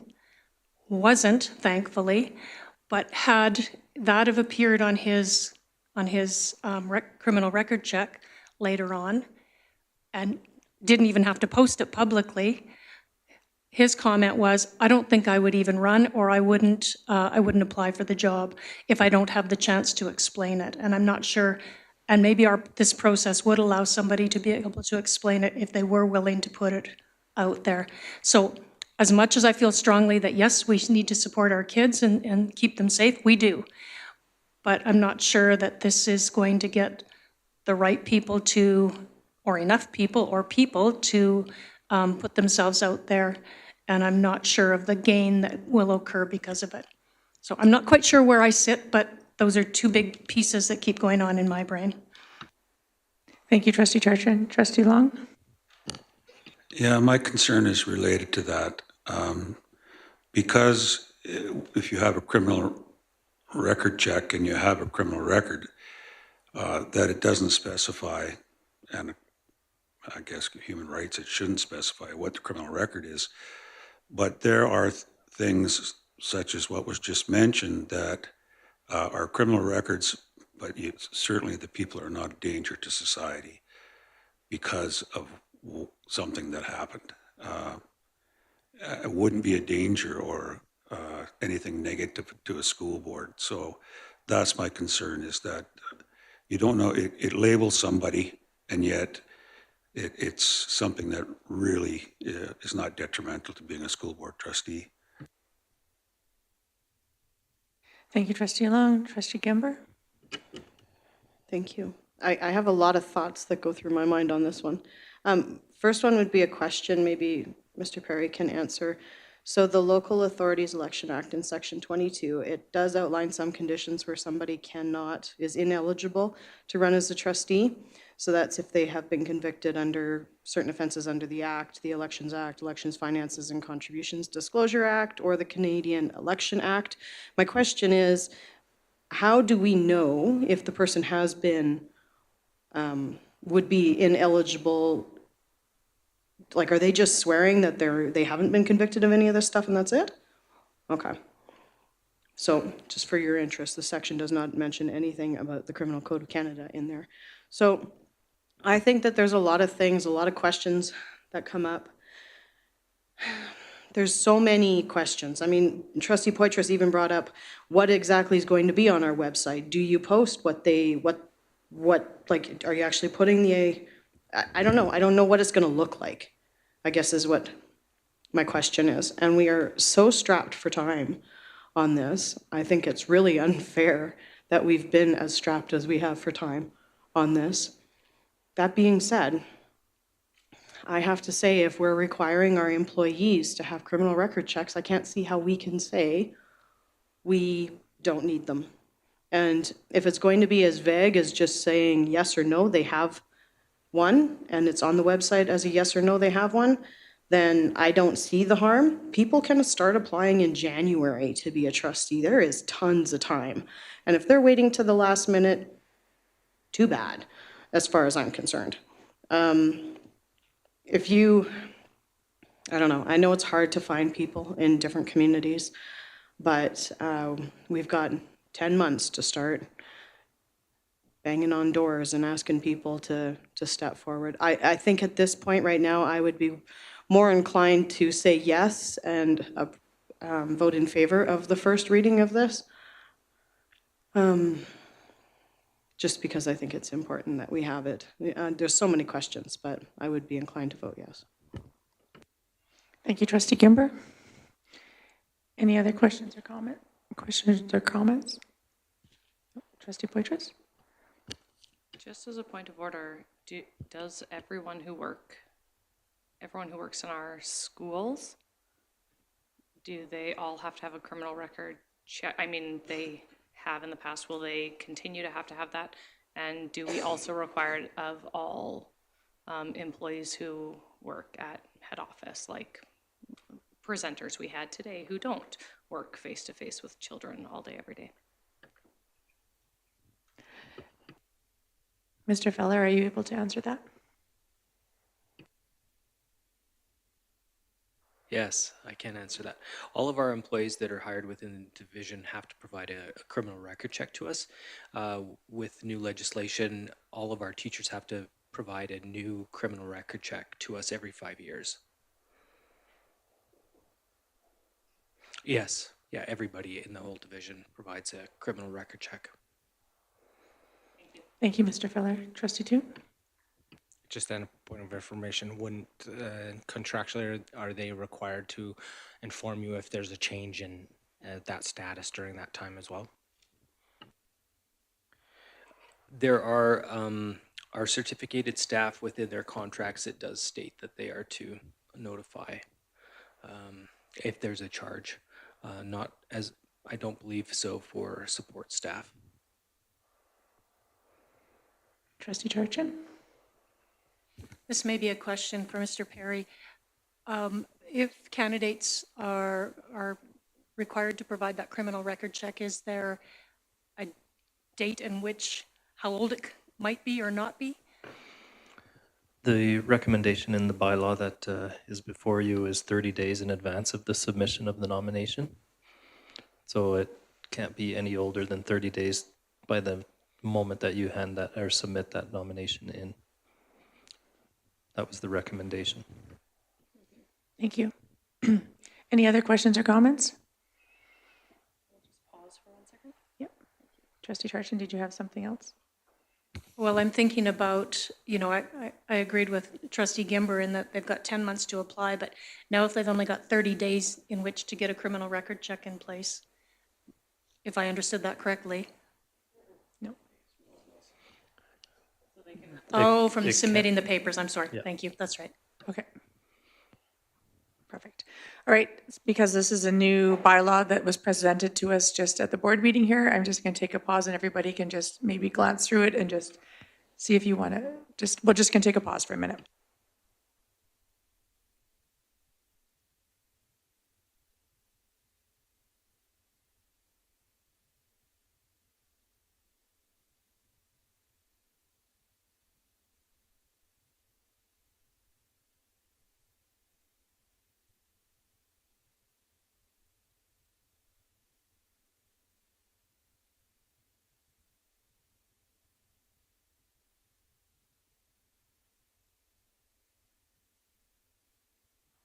Just as a point of information, packages of nominees are posted to the website, is that correct? Which would mean that this would be included, or would that be something that would be up to the board?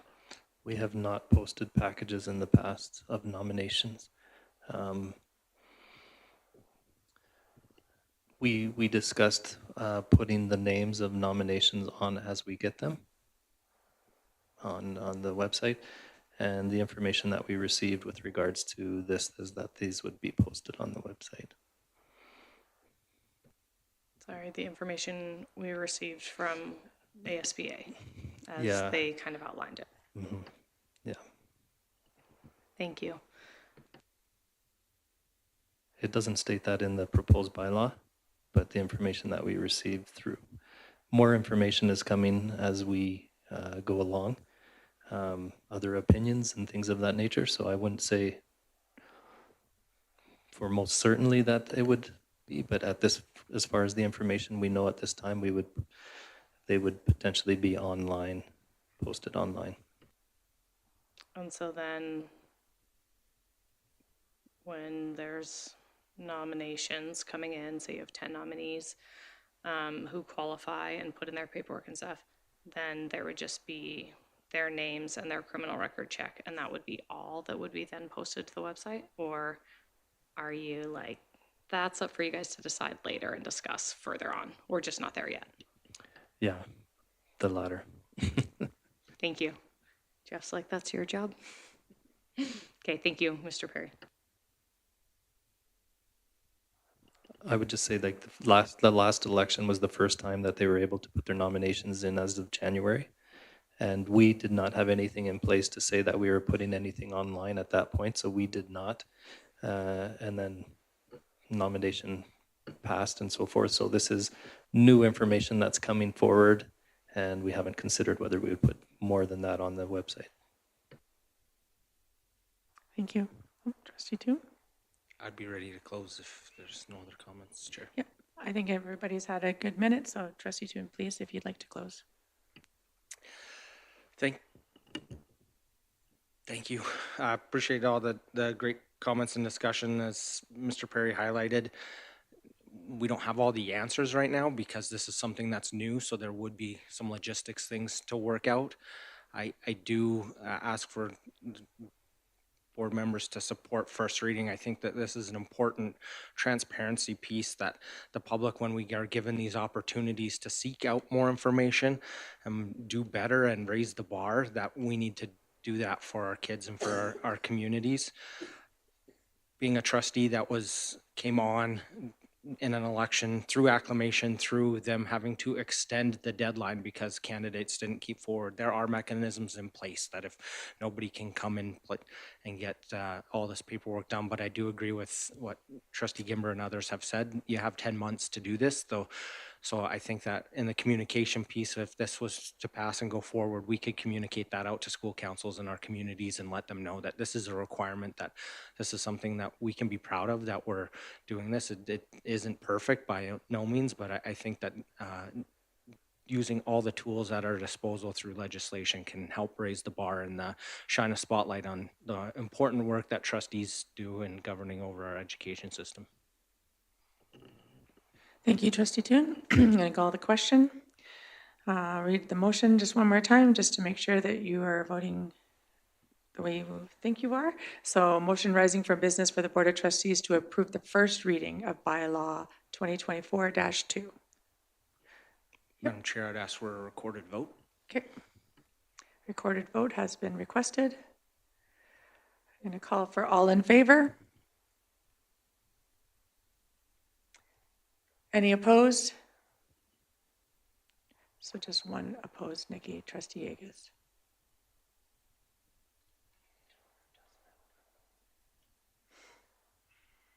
Thank you, everyone. All right, moving on in our agenda. Are you okay if I move on, Nikki? Okay. Oh, comes to our key messages now. No one's making a motion for the second reading. No. Our key messages already include our presentations.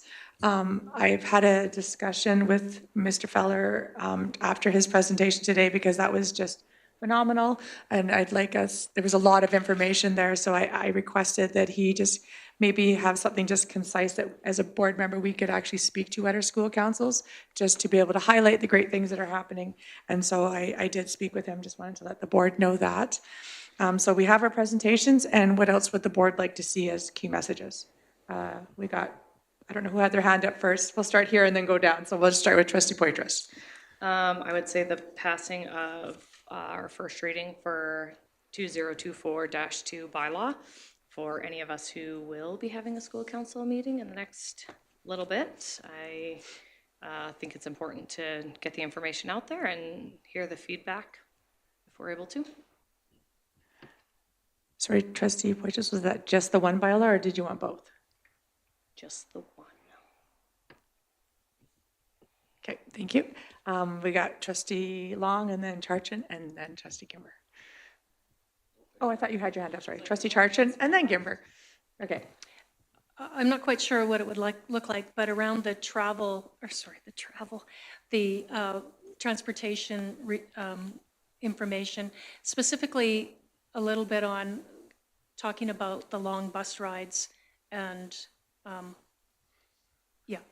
some explanation around long bus rides. So that'll be in our presentations, and so you just kind of want a little bit of a highlight in that? Yes, yes, okay. Thank you. So just, I think my point is about that it's not impacting tons of students, that we have people living on the perimeter and that part of it. Perfect, thank you. We got Trustee Gimber and then Trustee Long.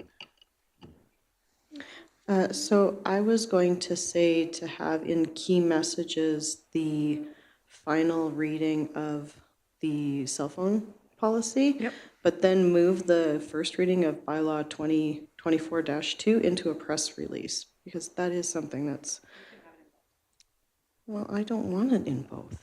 I do. Take mine away. You take my key message away because I got a school council meeting. We definitely can do both. And so, sorry, what was the, for the final reading of our cell phone policy. Okay, thank you. Trustee Long. I'm not sure how this fits, and it's definitely something that's local. We're going to have our financial statement then. It's going to be part of our 3 key messages. The presentation. Is there Is there some way in that presentation we can, Sorry, we'll need to highlight that separately. That wasn't part of our presentations. So if you want that on there, the audit committee presentation, we can make that a separate one for sure. well, for my school council, we're having key messages. I would like to mention that Peaks actually turns a profit, that there isn't any money taken out of the school divisions. A lot of funds. But I don't know if it's relevant to anybody else, so. I think it's good for everyone to hear that. So we can do the audit committee. We can make a little highlight on that just to speak. Trustee Gimber? Although I wasn't there for that conversation, I think that that is very important for the entire division to hear. So I think it's good to be in the key messages for everybody. Thank you. So we have 4? Shocker. No. Although this was a great board meeting, 4 is pretty good. So we have 1 press release for the 2024-2 bylaw first reading. Was there any others?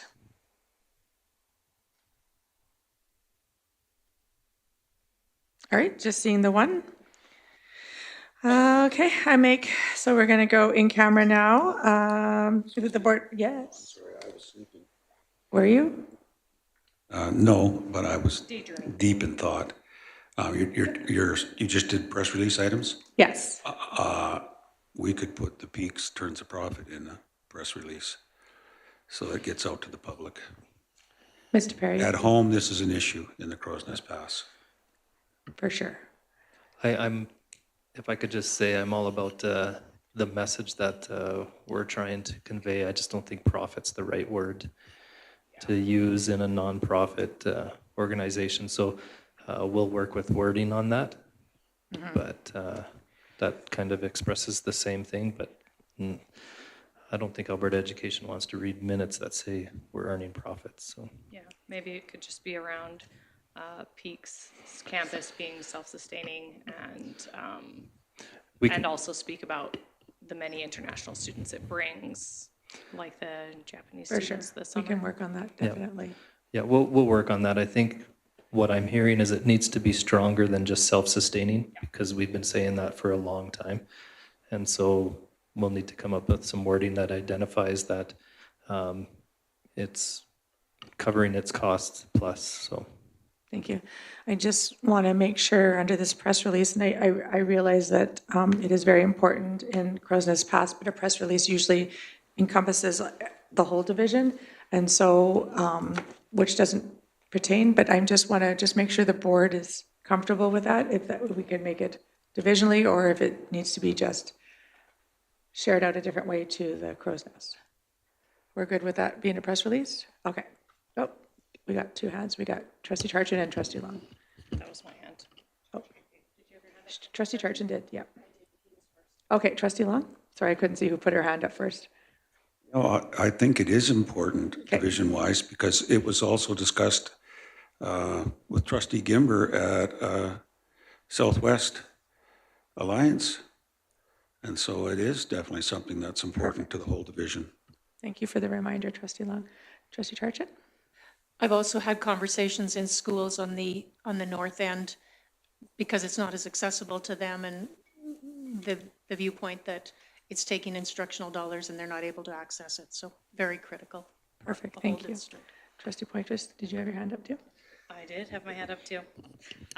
Peaks is awesome and amazing, and it also, if we do a press release and it's out there in the news, it gives us more opportunity to speak about our collegiates and the amazing work that they do, and promote more homestays within our division and that international piece. So I think especially with us doing the audited financial statement as a key message and having this in the news to go out with it, I think it's great. Perfect. Thank you, everyone. All right. Excuse me. If there's no other press releases, everybody's awake? Thank you. Okay, I'm going to move to J1. In camera items, the Board of Trustees go in camera at 1:55. Trustee Poitras would like to make that motion. Yeah.